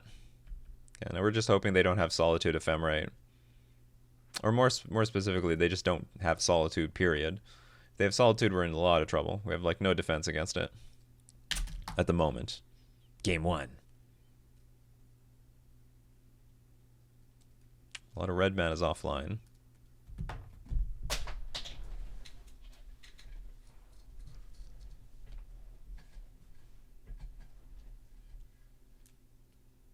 Now, getting back... when they were fetching for this and this, or like for the Surveil lands, like when you know that your opponent knows they're up against a Harbinger of the Seas deck, they're usually not going to be too greedy with their mana base if they have got an answer. And so I was getting the impression that they have the Solitude in their hand, for like, you know, the just in case scenario. Now, I probably wouldn't do anything about it anyway. If they have Solitude, they have Solitude. I can't. We're in no position to play around it, and they do have Solitude. But they have maybe a little less chance of having Solitude in hand because they played a basic planes from their hand. My prophecy came true. See, those are the tiny things that you gotta try to interpret. Oh, okay, that was not too bad. So they had Solitude, but they had no Ephemerate. That might work out for us because actually this is not working out for us. But we do have Champions of the Shoal.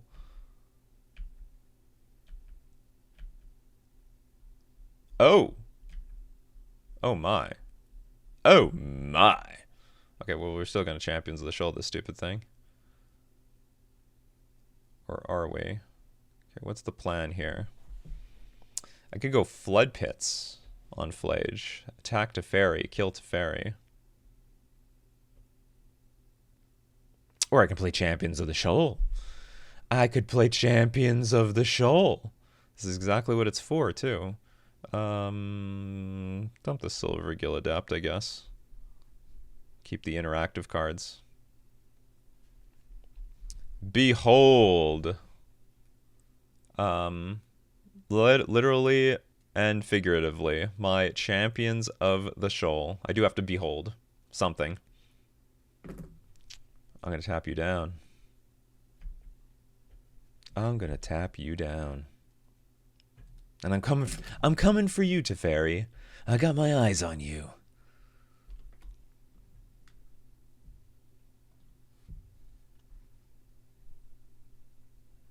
Two eyes, in fact.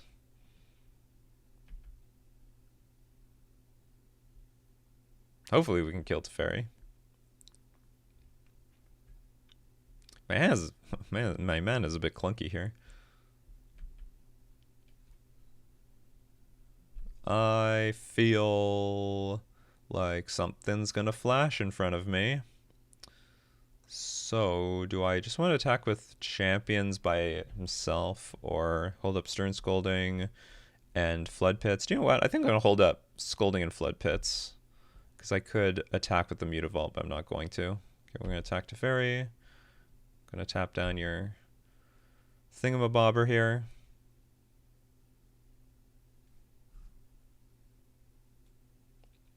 It doesn't untap.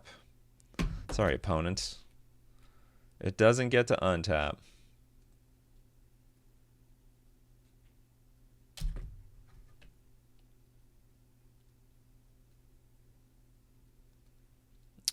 Sure. That's fine. If Teferi still gets to die. Oh, you know what I didn't think about? I'm so stupid. I couldn't block anything at flash speed because I can't play at flash speed. Okay, but we can play at flash speed now. And that's the important thing. And also, what's equally important is probably dealing with this Flage at upkeep.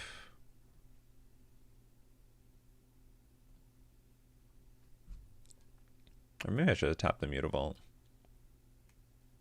Leave the planes up. Leave them thinking. Maybe we have Ephemerate. Wouldn't that be hot? Strict Serenade. Sure. I still feel pretty good about our position right now. Because the champion still beats the Flage. That has not changed.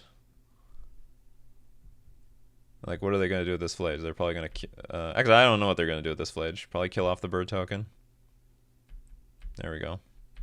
We'll take 6. I can afford it. Yeah, it looks like we're in a position of strength now. I do need a little bit more blue mana, though. I would appreciate it. Okay, we did find the blue mana. Yeah, I can just get an island. Play a Lord. Attack with Mutavault.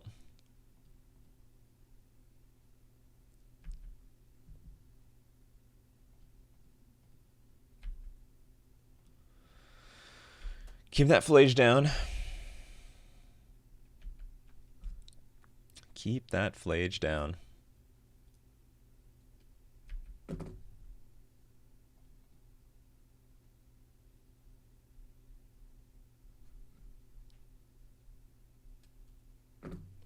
Champions of the Shoal, people.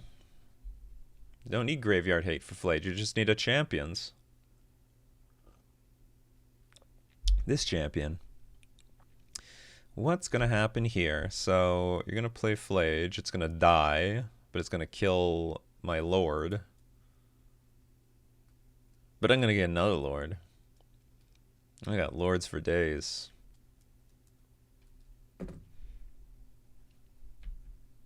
But I guess they're going to replay the Flage from the graveyard to kill my next Lord.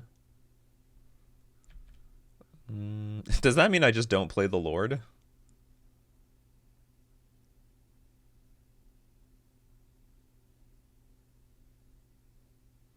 One, two, three, four, five. Does that mean I just don't play the Lord? Or do I play the Lord just to exhaust my opponent's cards and eventually play Mindspring Merfolk? That seems like a plan.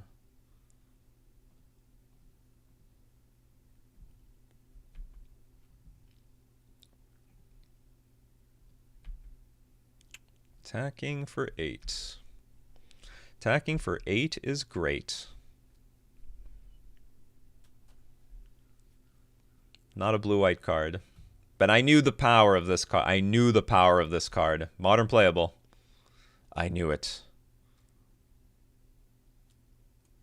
Like, the way I evaluate cards is I always ask, how does this help us, like, how does it help us in some situations where we need help? And this is like just a clear removal spell for Flage. Not to mention, it's a 4/6 creature, so it gets out of range of, like, well, most galvanic discharges. It gets out of range of bolt. Gets out of range of, like, dismember. So that it dodges more removal than our regular creature suite usually has to dodge.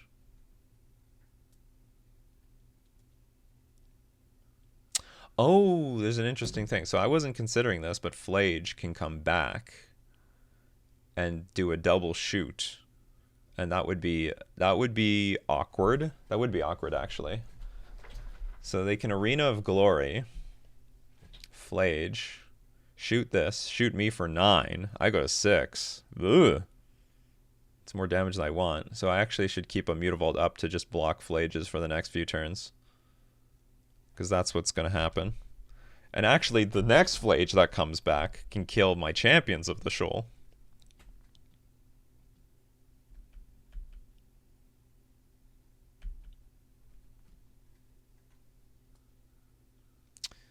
What, no attack? Isn't that what this card does? Exert, if that mana is spent on a creature, it gains haste.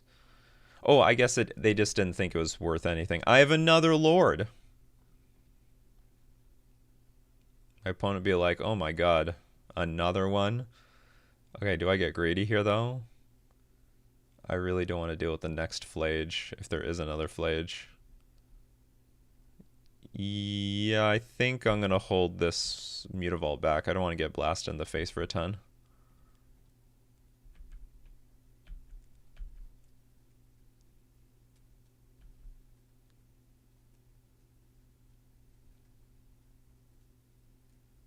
Otherwise, I'm pretty sure... Oh, I shouldn't say I'm pretty sure we're going to win next turn, but I like my chances.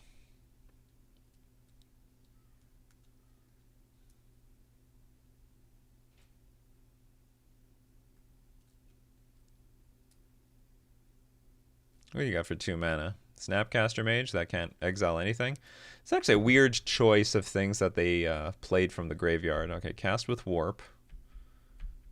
Gonna draw yourself a card.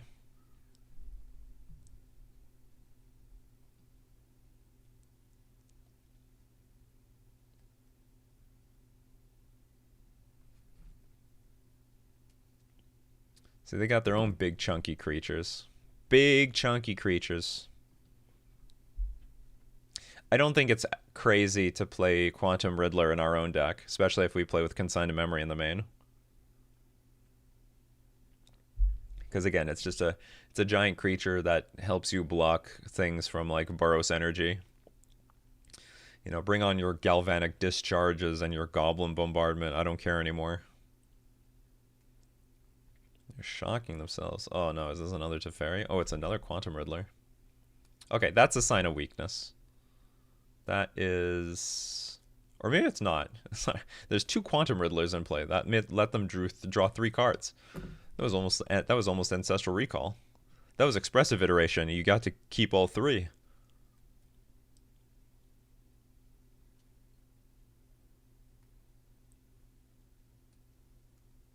The Stern Scolding sort of sucks. What are my targets for Stern Scolding in this deck? No, it's good. It's always going to hit Solitude, and that's one of the most important cards to hit. That's always going to be good. Okay, these are going to warp away. So I guess their plan is... Oh, they're going to Ephemerate their Flage? No, they can't Ephemerate the Flage. Okay, anyway, this dies. That's fine. Or, like, they can Ephemerate the Flage, but the Flage then dies. Let's attack for as much as I can, I guess. Man, the Stern Scolding has not a lot of things to do in this game. Okay, finally I get to use the Stern Scolding. Thank God. But that does mean they have Ephemerate, in my opinion. Okay, go to my combat step.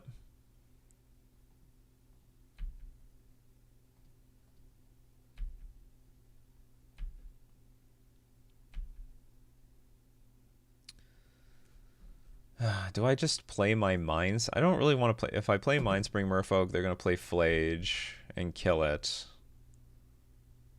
Or maybe not. Because if they have Ephemerate, they might go on their turn, Ephemerate Flage, hit this thing for 3, play Flage. Uh-oh, that could be ugly. Okay, so I will play the Mindspring. I'm empty-handed, but I can maximize the number of cards I draw on the following turn. Or maybe they don't have... You know what? It's possible that they don't have Ephemerate, and like they were only playing Solitude there in a position of weakness. So I might be overthinking it. Because they're sort of in a desperate spot. I mean, they're going down to 1. 1 is not a pleasant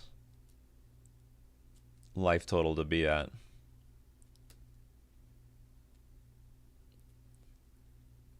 Mind you, if we didn't have this Champions of the Shoal, I think we would have just gotten smoked by these Flages.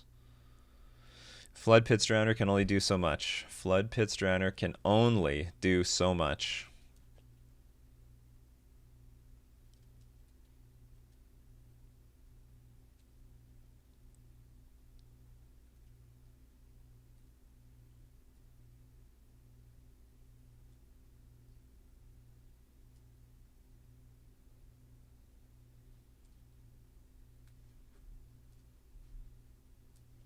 Okay, if our opponent's thinking super long, then they got some sort of interaction, but probably their interaction sucks.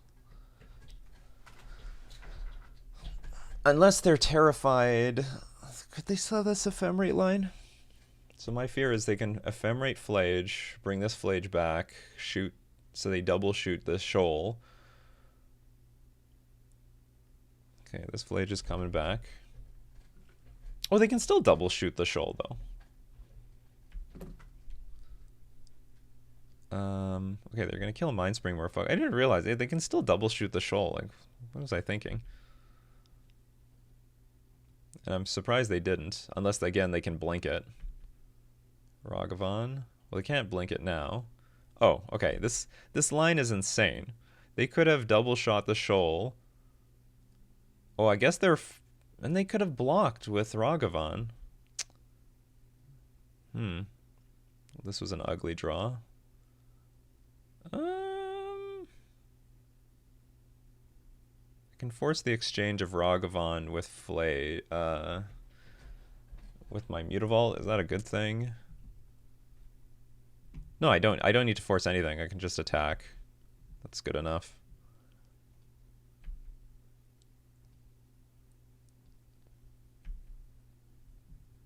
They have to block with Ragavan. Alright, we're refilling the graveyard. I'm pretty sure If that mana is spent on a creature spell, it gains haste. Pretty sure. I think our opponent's missing this line.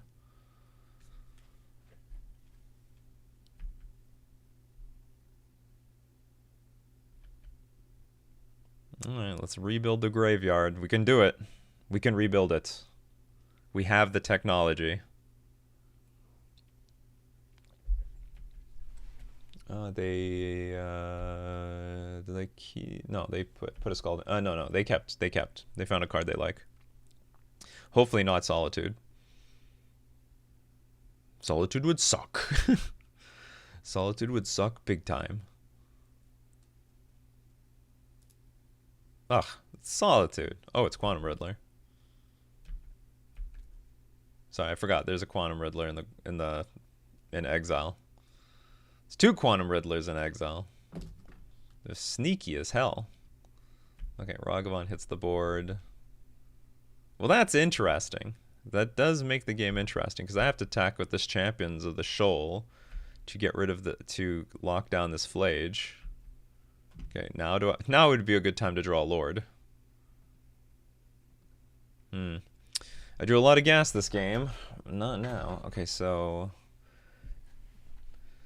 this thing's not legendary. They can bring more out.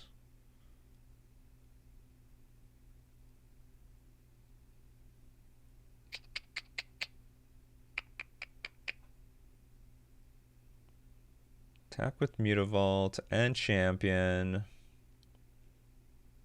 Tap down Quantum Riddler. They have to use Ragavan to block my Champion. They go to 1. 1 is not 0, though. They attack. They're going to go back up to 4. I needed my bounce spells. My bounce spells are on the board.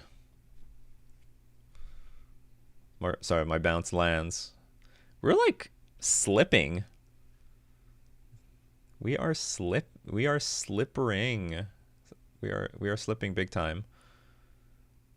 Okay, another option though is attack with Champion, tap down Flage, Quantum Riddler and Ragavan block. They still take 2 from the Mutavault. Champions dies. I get Silvergill Adept. I shock myself with Hallowed Fountain, play Silvergill Adept, draw a card, and hopefully dig to something that can get me back into this, like, push through the rest of damage of this game. What other options do I have?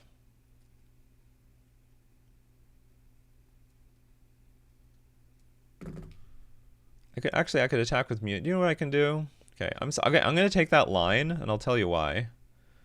Because there's a bit of bluff in this line. They don't know what this last card is. And I'm going to tap down Flage. This sort of looks strong. If they don't block Mutavault with anything, they might die to a Hexcatcher. So they're not going to take that risk and block the Mutavault. And this is... Actually, this is not fine. This doesn't really get me anywhere.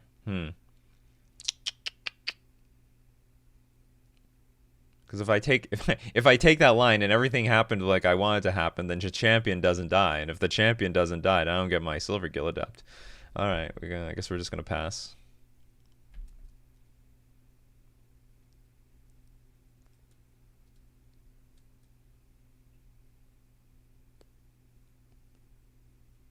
The reason I didn't tap down Quantum Riddler and attack with Mutavault was I just didn't want this Flage to be unlocked and start attacking me.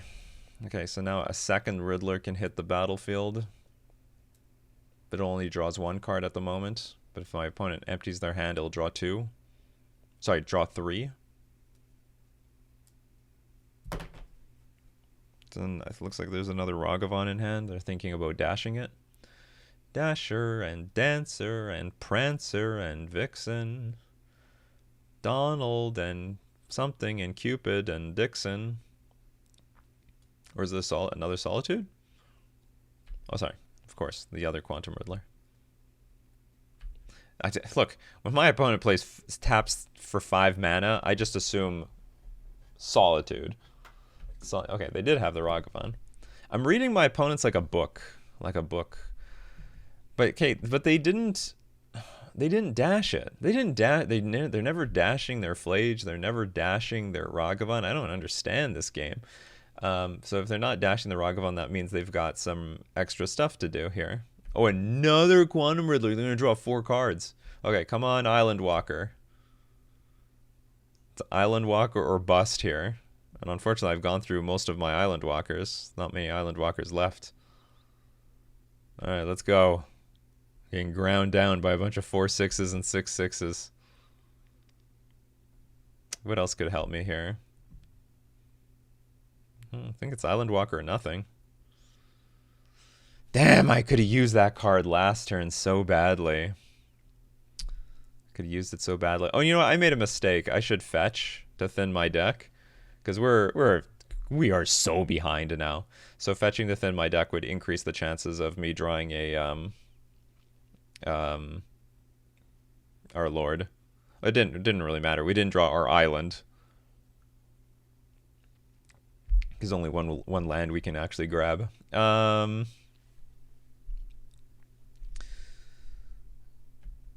Attack, I guess. Okay, we're gonna tap down 1 Riddler. Do I want this thing to die now? I think I want my Shoal to die. Ugh, you're only blocking with 1 creature. Okay, whatever. I had enough of this game. Actually, maybe it wasn't worth resigning here. I mean, it's really bad, but it's possible they drew a bunch of lands. Okay, well. We're probably drawing an Aether Vial. That was only game 1. Okay, so cards are going to help. Purge should help. Containment Priest. I don't actually think Containment Priest helps a whole lot in this matchup. They're not that focused on blinking. They use Consign to Memory to counter triggers. So it's like, well, I don't know. Okay, we'll look at it. We might play it anyway. Thraben Charm is probably fine. Probably need some Force and Negations too. Okay, what if we brought in all this stuff? What am I taking out? I don't like Harbinger this season, these matchups. They'll just get lands. They'll just get lands, the basic lands, or Solitude it away. I probably don't like Hexcatcher in this matchup either. I do like Lords. I do like Stern Scolding. Okay, we're going to keep something. Consign to Memory. I don't know if it's that good here, given, like, that's just the nature of the deck. I'll bring in... Oh, no, I have to still take out stuff. I'm at 61 cards. I can't afford to have these cards. I'll dump... How many creatures do we have? 28. That's a lot of creatures. That's probably enough creatures.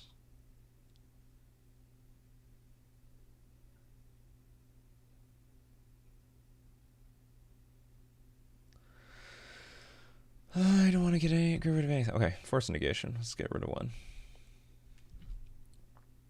We had more problems with the creatures than non-creatures anyway. Hand's fine-ish. Keep.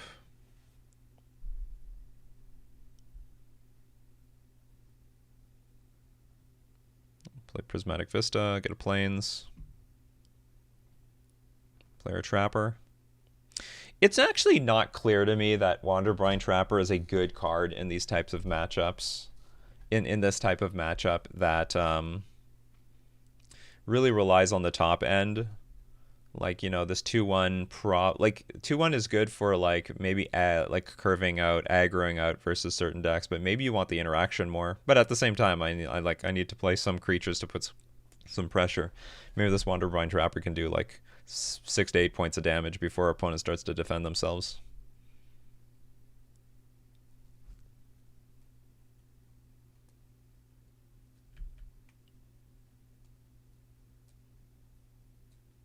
Oh, you have your own planes, apparently.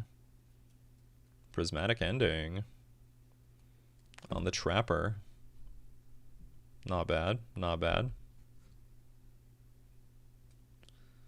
We'll just Flood Pits at end of turn.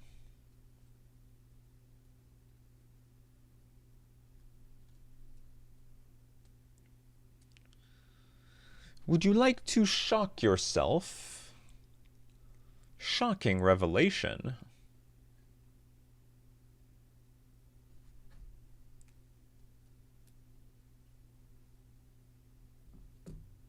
They do not want to shock themselves. Well, I don't really like using flood pits like this, but I will.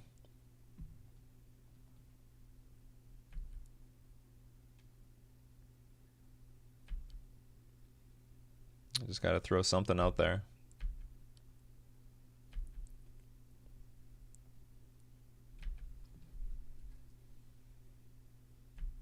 Now, problem for me is that my opponent is not really incentivized to go for like a Solitude Blink line because I don't really have anything on the battlefield. So this Containment Priest isn't going to get any value, and I'm not going to do anything with this Containment Priest. Fetch out an island. I got all my islands. They look very pretty. Super pretty. I got a Mutavault. That's not bad. Play my Mutavault. Actually, maybe Mutavault was not the right line, because now I can't hard cast Force Negation and Stern Scolding.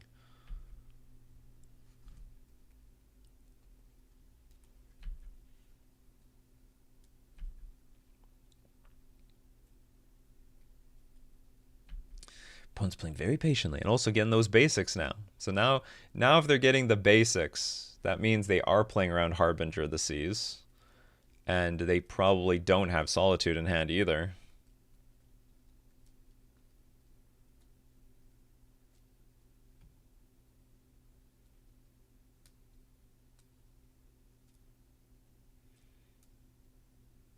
The hell's for 4 mana with X and its mana cost?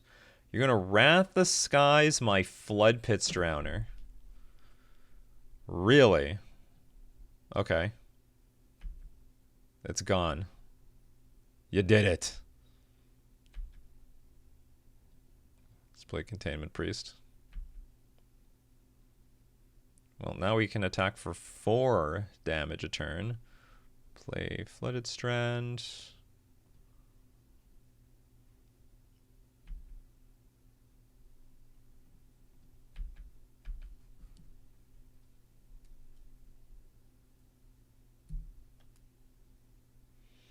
We're probably drawing a few more lands than we really want, though.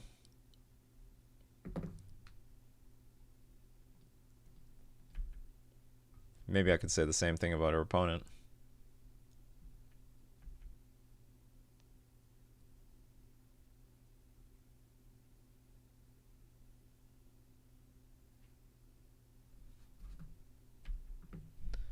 Some people at this point are going to ask, Nikachu, why aren't we playing with like the Surveil lands? Like, wouldn't a Surveil land be good in this deck? So the deal is this. You want the Mutavault or you want the Surveil land? And you have to make a choice because those Surveil lands are clunky. They are pretty clunky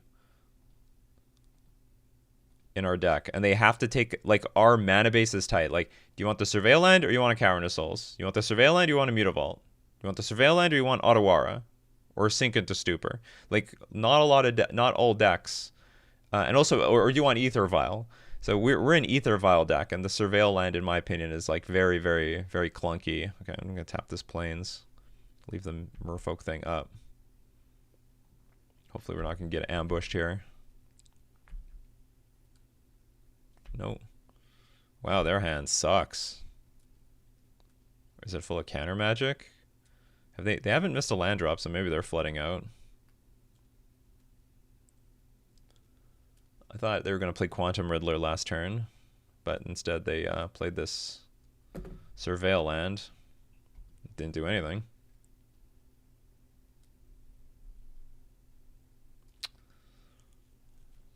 They could hard cast that. Instead they don't. All right, going to. I can't do anything about it. Now what's interesting is that they could consign with Replicate, and they should. So they have Consign in hand. They're going to consign their the Warp Trigger at end of turn. And they should replicate it. But let's see what happens if they only play one copy. If they play one copy, I can force it. Okay, they've been here before. They have been here before. Okay, they are going to consign and replicate it, so it's pointless trying to counter both of them. We draw a Silver Gill Adept. Okay, we'll pay full retail.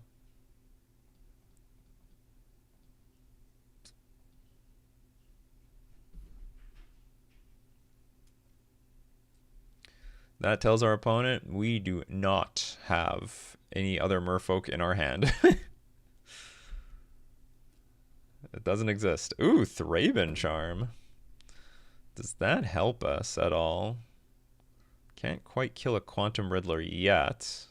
Not this turn, but maybe next turn. Because I do have Mutavault in play, so if I activate Mutavault, I have I'll have 3 creatures, and then blast this Quantum Riddler maybe into another realm. Felia the dog. What can you blink? My Containment Priest?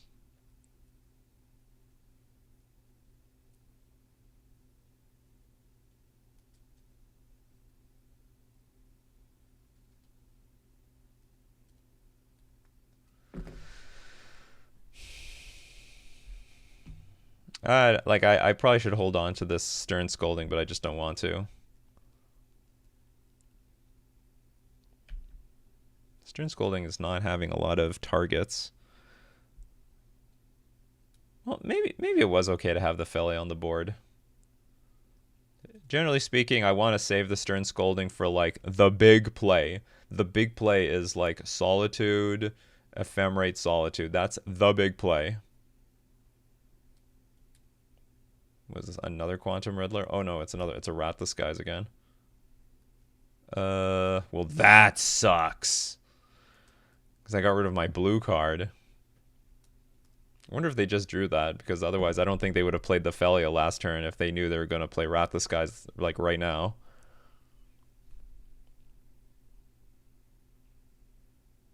That is pretty brave. I still have a creature on the board. Unless you have a plan for it. Like, hold on, do I have enough mana for everything? 3 for Force Negation, 1 for Mind Spring. It's good enough.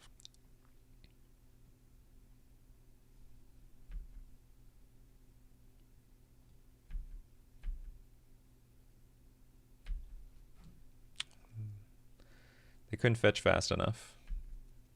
Wow, they shocked themselves. You want to Ephemerate now?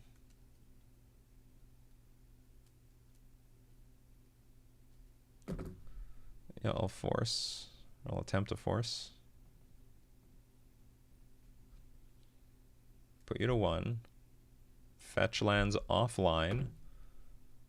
Play Mind Spring Merfolk. Hopefully you don't have Flage. Yeah, maybe we can just squeeze by. If they have nothing, then they just die. Because we have 2 attackers, they have 1 blocker.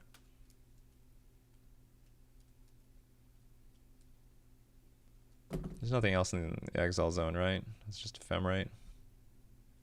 Oh no, what? They just drew Flage?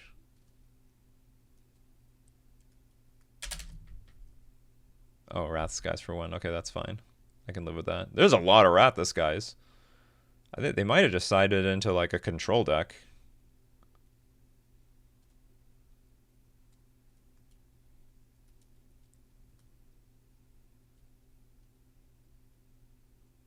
So what do? They sided out the Ragavans or something? Another Riddler. They draw a boatload of cards. That's actually neat with the Riddler, because they don't need to have Consign or Ephemerate in hand, but after playing the Riddler, they can find them. They can look for it. Okay, so they do have Consign. Or something. But we have Island Walk Lords in our deck. We have many Island Walk Lords in our deck. Island Walk Lord? Ah, that's such a good card.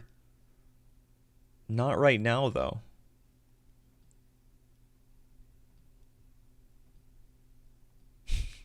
This would be good. This actually would be pretty good, all things considered.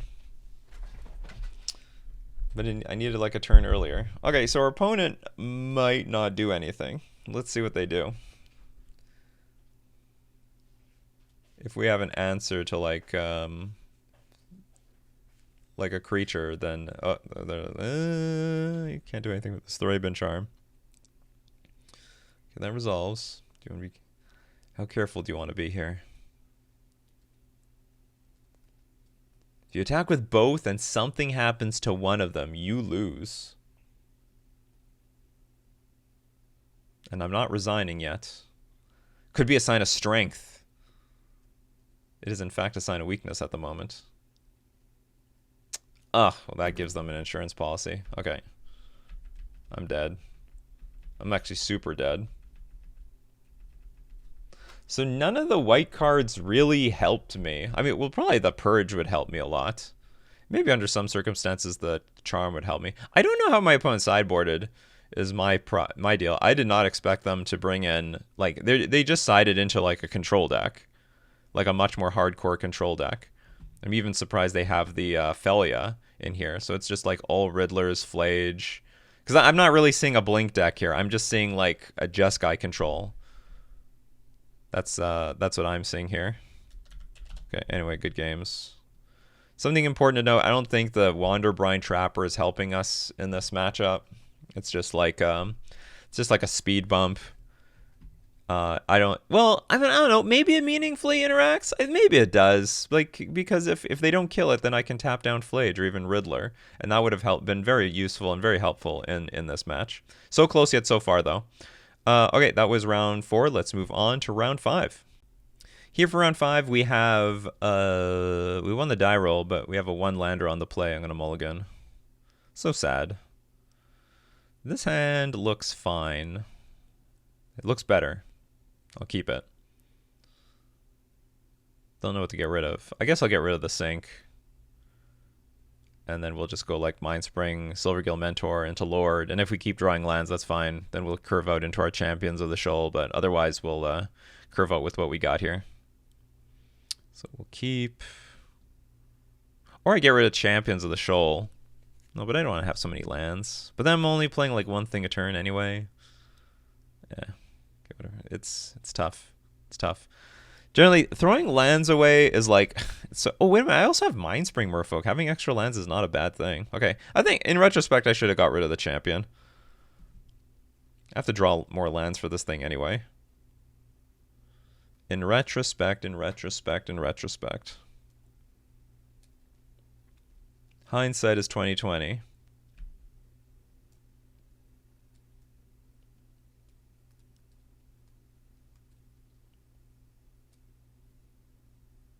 The Electric Laboratory. This is... I don't know what this deck is yet. Is it Belcher? I don't really see this card out of anything except Belcher.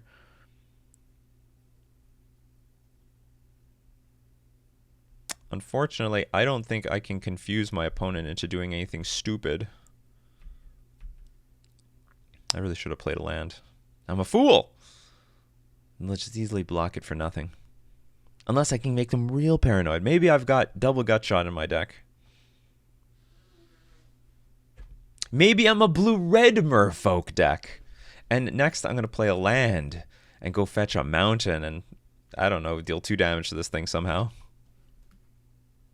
Nah, they saw it. They saw it coming.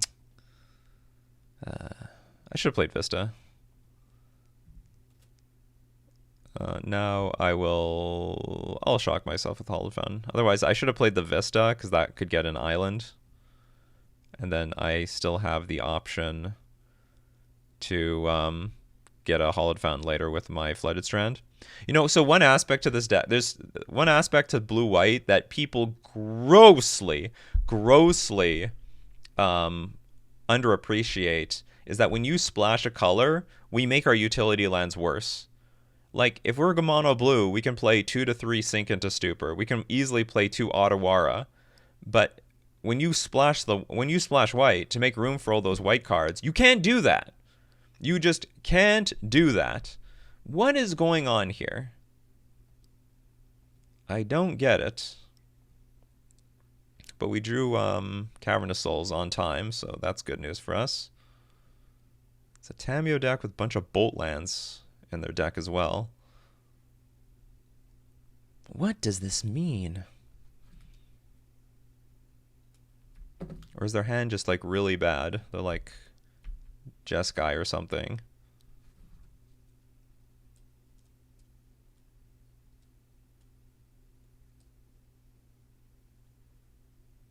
Oh, funny enough, I don't have Island Walk. Yeah, that's funny. I didn't see that. It's like, you got blue lands over there. You can't block me. No, those are not the right blue lands.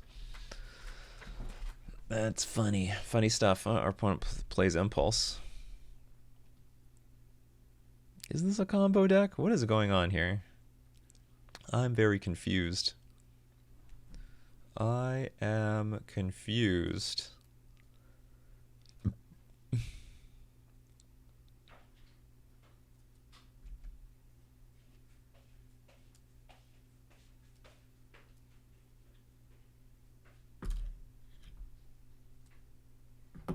Okay, it has to be Belcher. It has to be. There's nothing else that makes sense.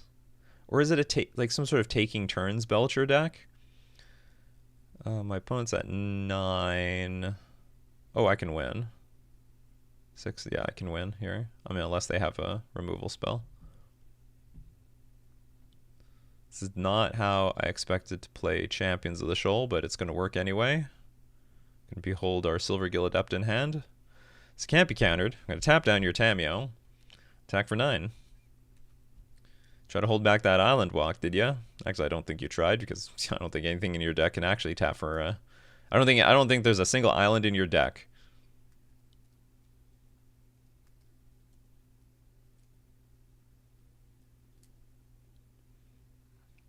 If this is Belcher, like, this card is not good versus Belcher.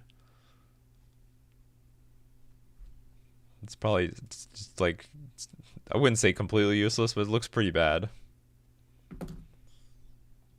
Okay, tap down the Tamiyo, attack for 9. If I didn't play that champion line, I would have drawn 2 cards off the Mind Spring and pumped everything +1/+1 and attack for lethal, and then they have to chump block with Tamiyo. Into the Floodmaw. Look at that. Did not gift me a fish, though.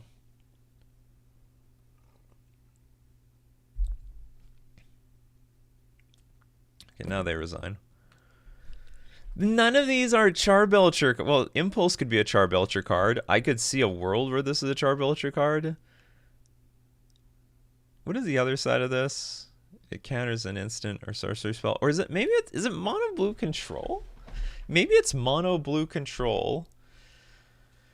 It could be mono blue control or some sort of...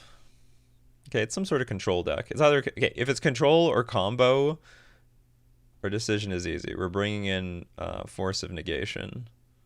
All these other cards look useless. I might bring in Consign to Memory. Champion is clunky. Harbinger looks useless.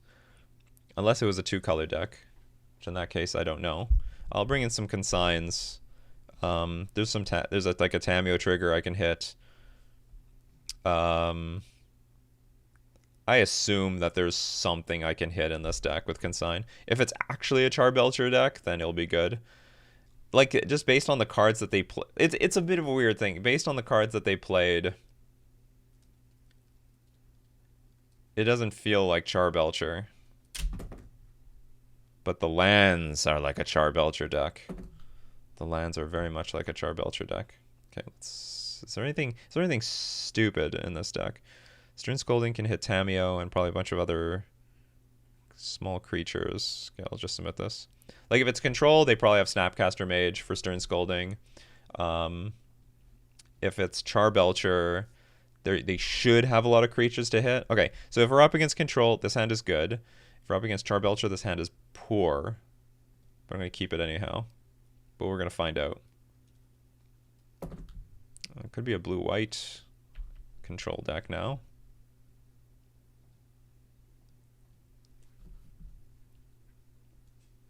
And maybe it was just a control deck the entire time that was screwed on white mana and just drew all their non-island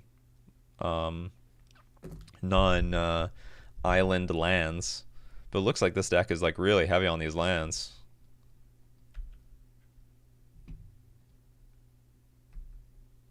I smell counterspell.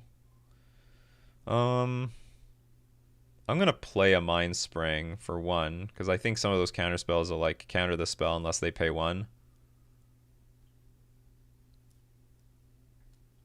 Yeah, I knew it. I knew it. They're doing some work for us too.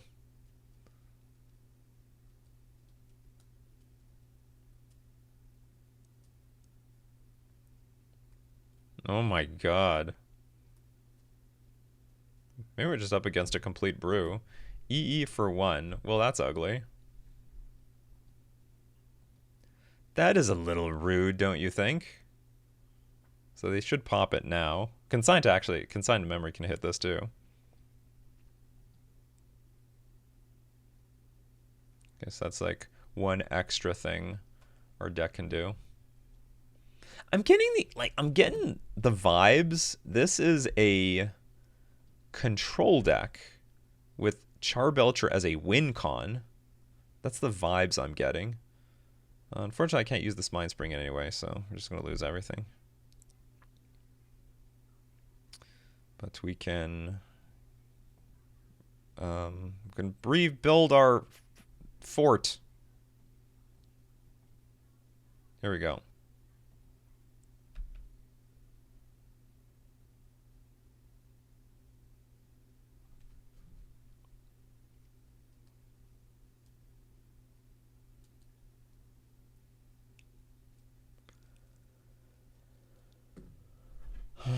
I hope the only sweeper they have is engineered explosives.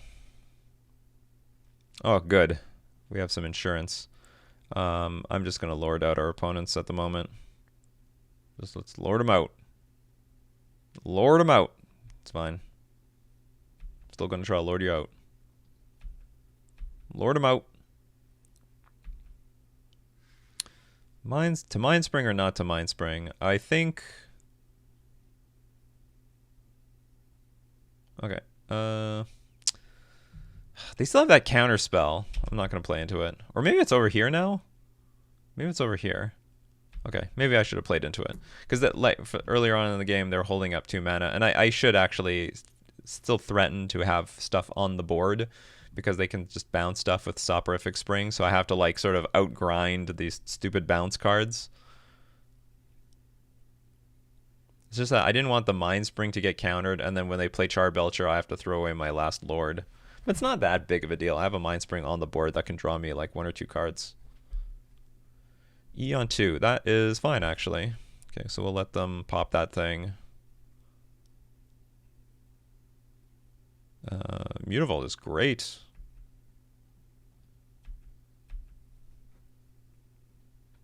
Want to save yourself some life? You do. Fortunately, you've done most of the work for me. Fortunately. Now I can hold up Mind Spring. Sorry, I can hold up Force Negation.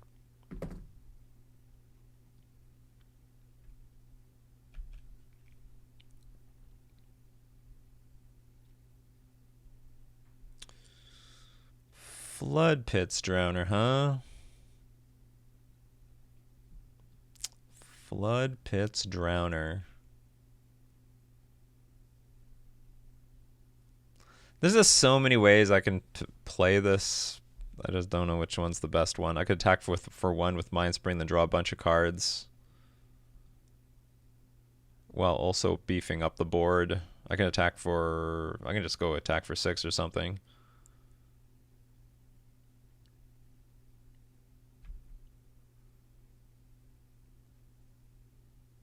Okay, you know what? I'll just attack for 1. Yeah, I'll do that line. We'll attack for 1. I'll play Mind Spring for 2 on next turn. Sigil Library for an artifact card. So you're going. Okay, so what they're gonna do is they're gonna whir for the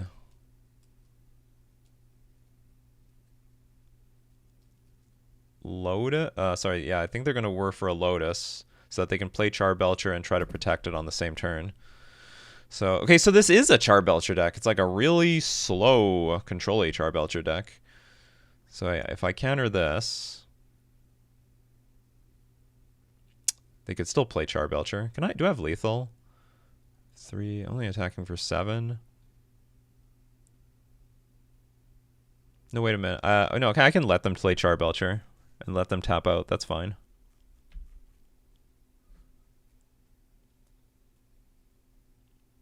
Yeah, that's fine. Because what I can do is I can draw a bunch of cards with Mindspring Merfolk. We'll have a counter war. They'll win, but I don't think they'll have any mana in the end. Or maybe they will. Maybe they will. If they have Pact of Negation in hand, then they can play the Belcher and activate it on the same turn. But the point is I don't need to spend mana on Force of Negation here. Oh, they did nothing. Okay, well, that's good too. So we draw some cards. Make us a little bit stronger.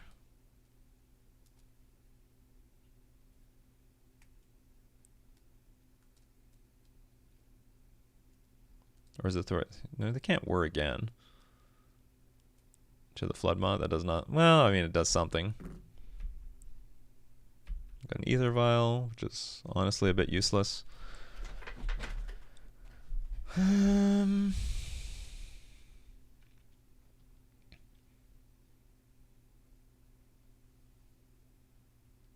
Think about the point that I just want to spew a bunch of stuff on the battlefield.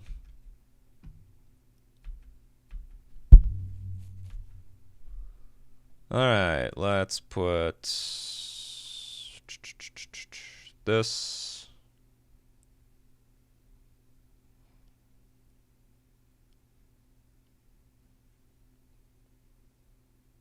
That's fine. That is not of, I don't care about that card at all. Show Flood Pits? Sure, I'll show Flood Pits.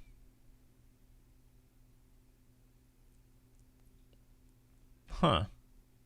Okay, well then I'll play a Mind Spring. How about that? Oh, I shouldn't have done that. They have Engineered Explosives in their deck. Now I can get wiped out by an Engineered Explosives on 1. Sure. Preordain. Yeah, I should have diversified my holdings with the Flood Pits Drowner. I am attacking for lethal next turn, though.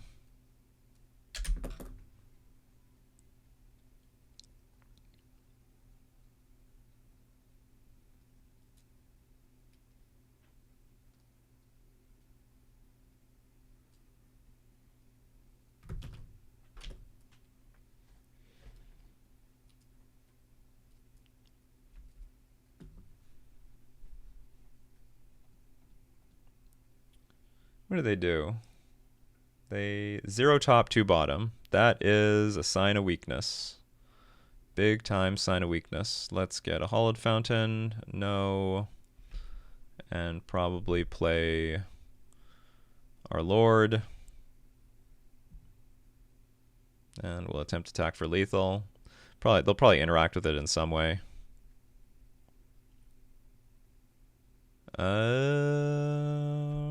Gonna pay.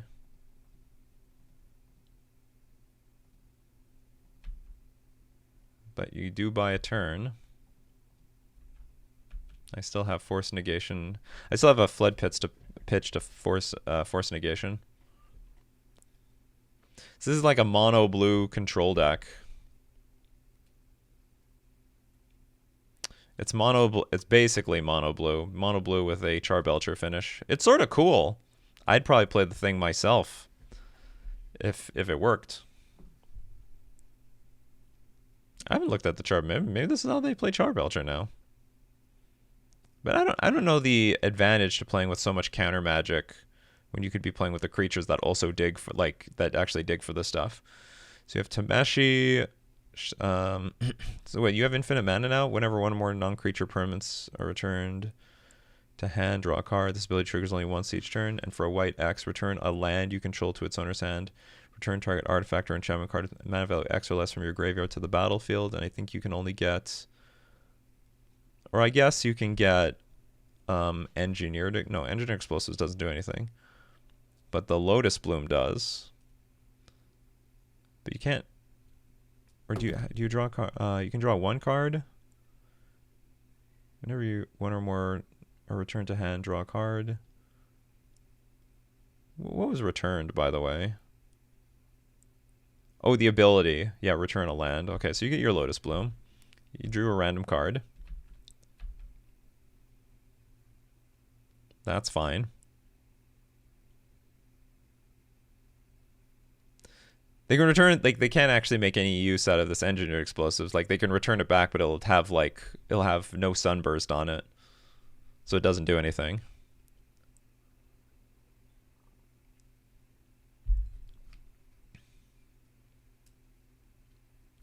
Alright, they're gonna make a lot of mana.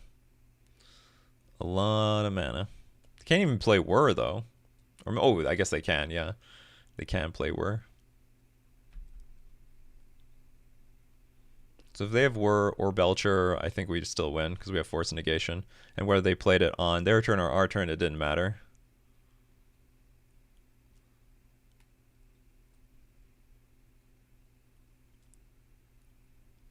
So close for our opponent. Well, let's see. They drew one fresh card from the Tameshi. So if they found a counter spell, then they win.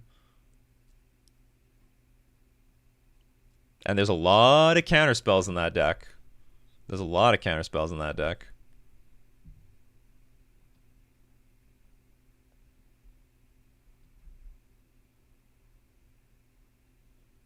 Very cool interaction with Tameshi. Modern playable. It's a Moonfolk. The Moonfolk versus the Merfolk. We're sort of the same. One underneath the water, though, and the other one very far off into space. Oh, you know what I didn't think about? They put the counter spells in hand. They put all the counter magic. They got like the Sink into Stupor in their hand. So yeah, I lose, right? I'm pretty sure I lose. I needed more blue cards in my hand to defend myself. Draw cards equal to the number of cards in your hand plus 1.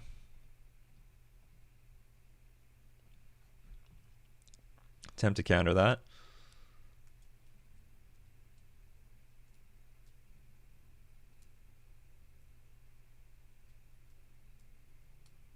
So now they'll Sink into Stupor, or they'll use some counterspell on my Force Negation. But then they'll draw one less card. And they'll have less mana for a Charbelcher kill. So they don't have enough mana for Belcher right now. Yeah. The Jwari Disruption. That's such a cool line from these Belcher decks. They like put the counter spells back into their hand.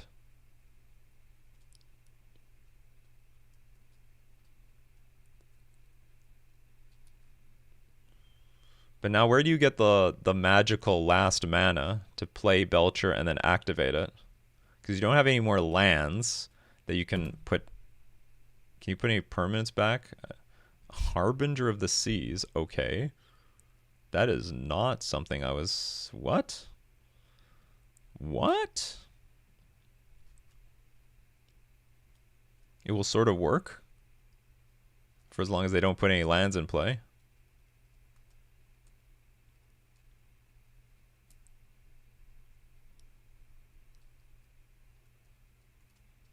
But the moment they do, it's over.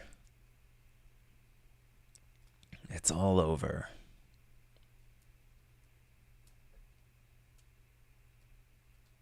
I'm in a bit of a precarious situation because my opponent can like bounce. I can like if I go for an attack, my opponent can bounce something. Okay, so they're gonna sack everything to put this specimen in play. But now they don't have white mana.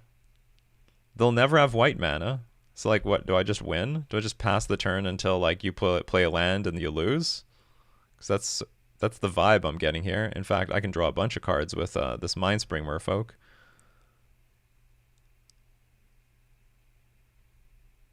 I probably don't want to attack, because if I attack, the Harbinger will beat me, right? So let's just draw a bunch of cards with this Mindspring Merfolk. Because you don't have white anymore for as long as the Harbinger is in play. We'll play Fledgestrand, tap for blue, play Aetherval and pass? We'll just keep passing till we win. I'm sure our opponent did what they had to do. Why do they have 8? Oh, I was like, why do they have 8 cards in hand? But I believe Seagate Restoration says you have no maximum hand size for the rest of the game. Oh, is there something on suspend? How far off is it? 2? Oh, so I actually have to get my I gotta get going here. Preordained. But then you lose. Now you can't do anything. You randomly gave me an island. You'll find out soon enough.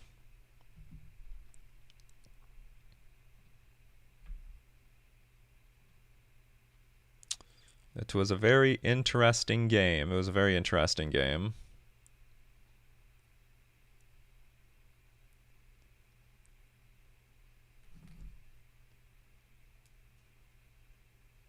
Disrupting Shoal, sure. I will attack with my Island Walkers. Unless you can return this back to your hand somehow.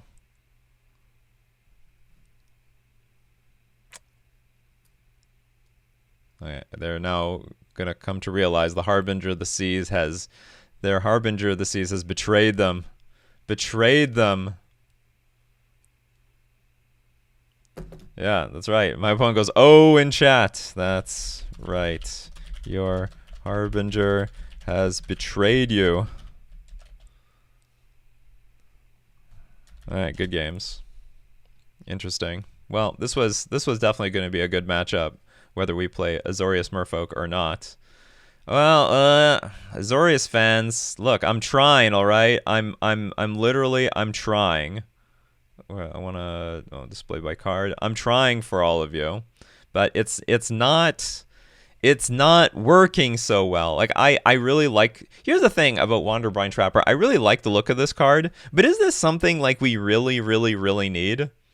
Like, it probably makes the combo matchups a little bit better. Like if you're up against Neo Brand or something, Neo Brand Belcher gets better.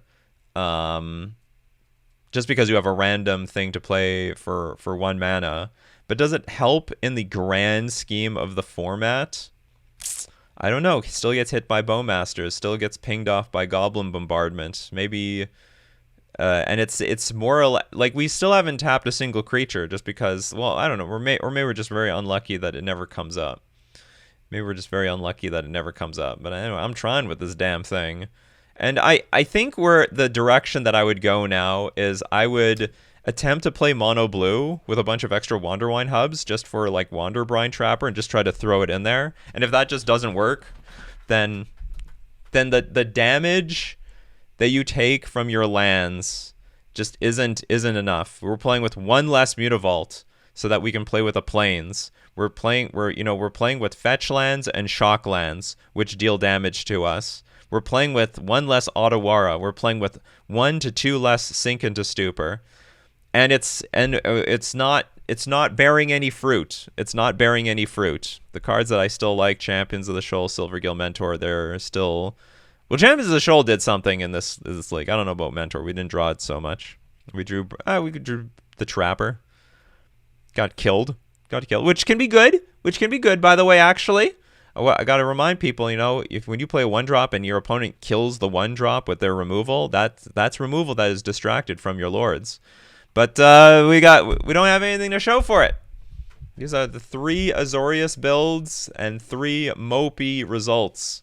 And I think it's going to be time that I start going back to mono blue. But if anyone can crack the code to Azorius, hey, I'm all open ears. I will have to say, so Containment Priest is an awkward card to play. I don't know, like, I like this card, but I don't know if it's going to be that useful. Threadman Charm actually was great. I really like the versatility of this card. Turns out even if we have like 1 to 2 creatures on board, it can be like a pretty decent removal spell. And I'm sure Purge is good, but it just never came up. I'm sure Purge is good, but just never came up. Anyway, if you like Azorius Merfolk, you hit the like button. Also, just try to find some build that works, because so far, of all published results, nobody has figured it out. And I suspect that the advantages we gain with Azorius isn't enough to compensate for what we're losing.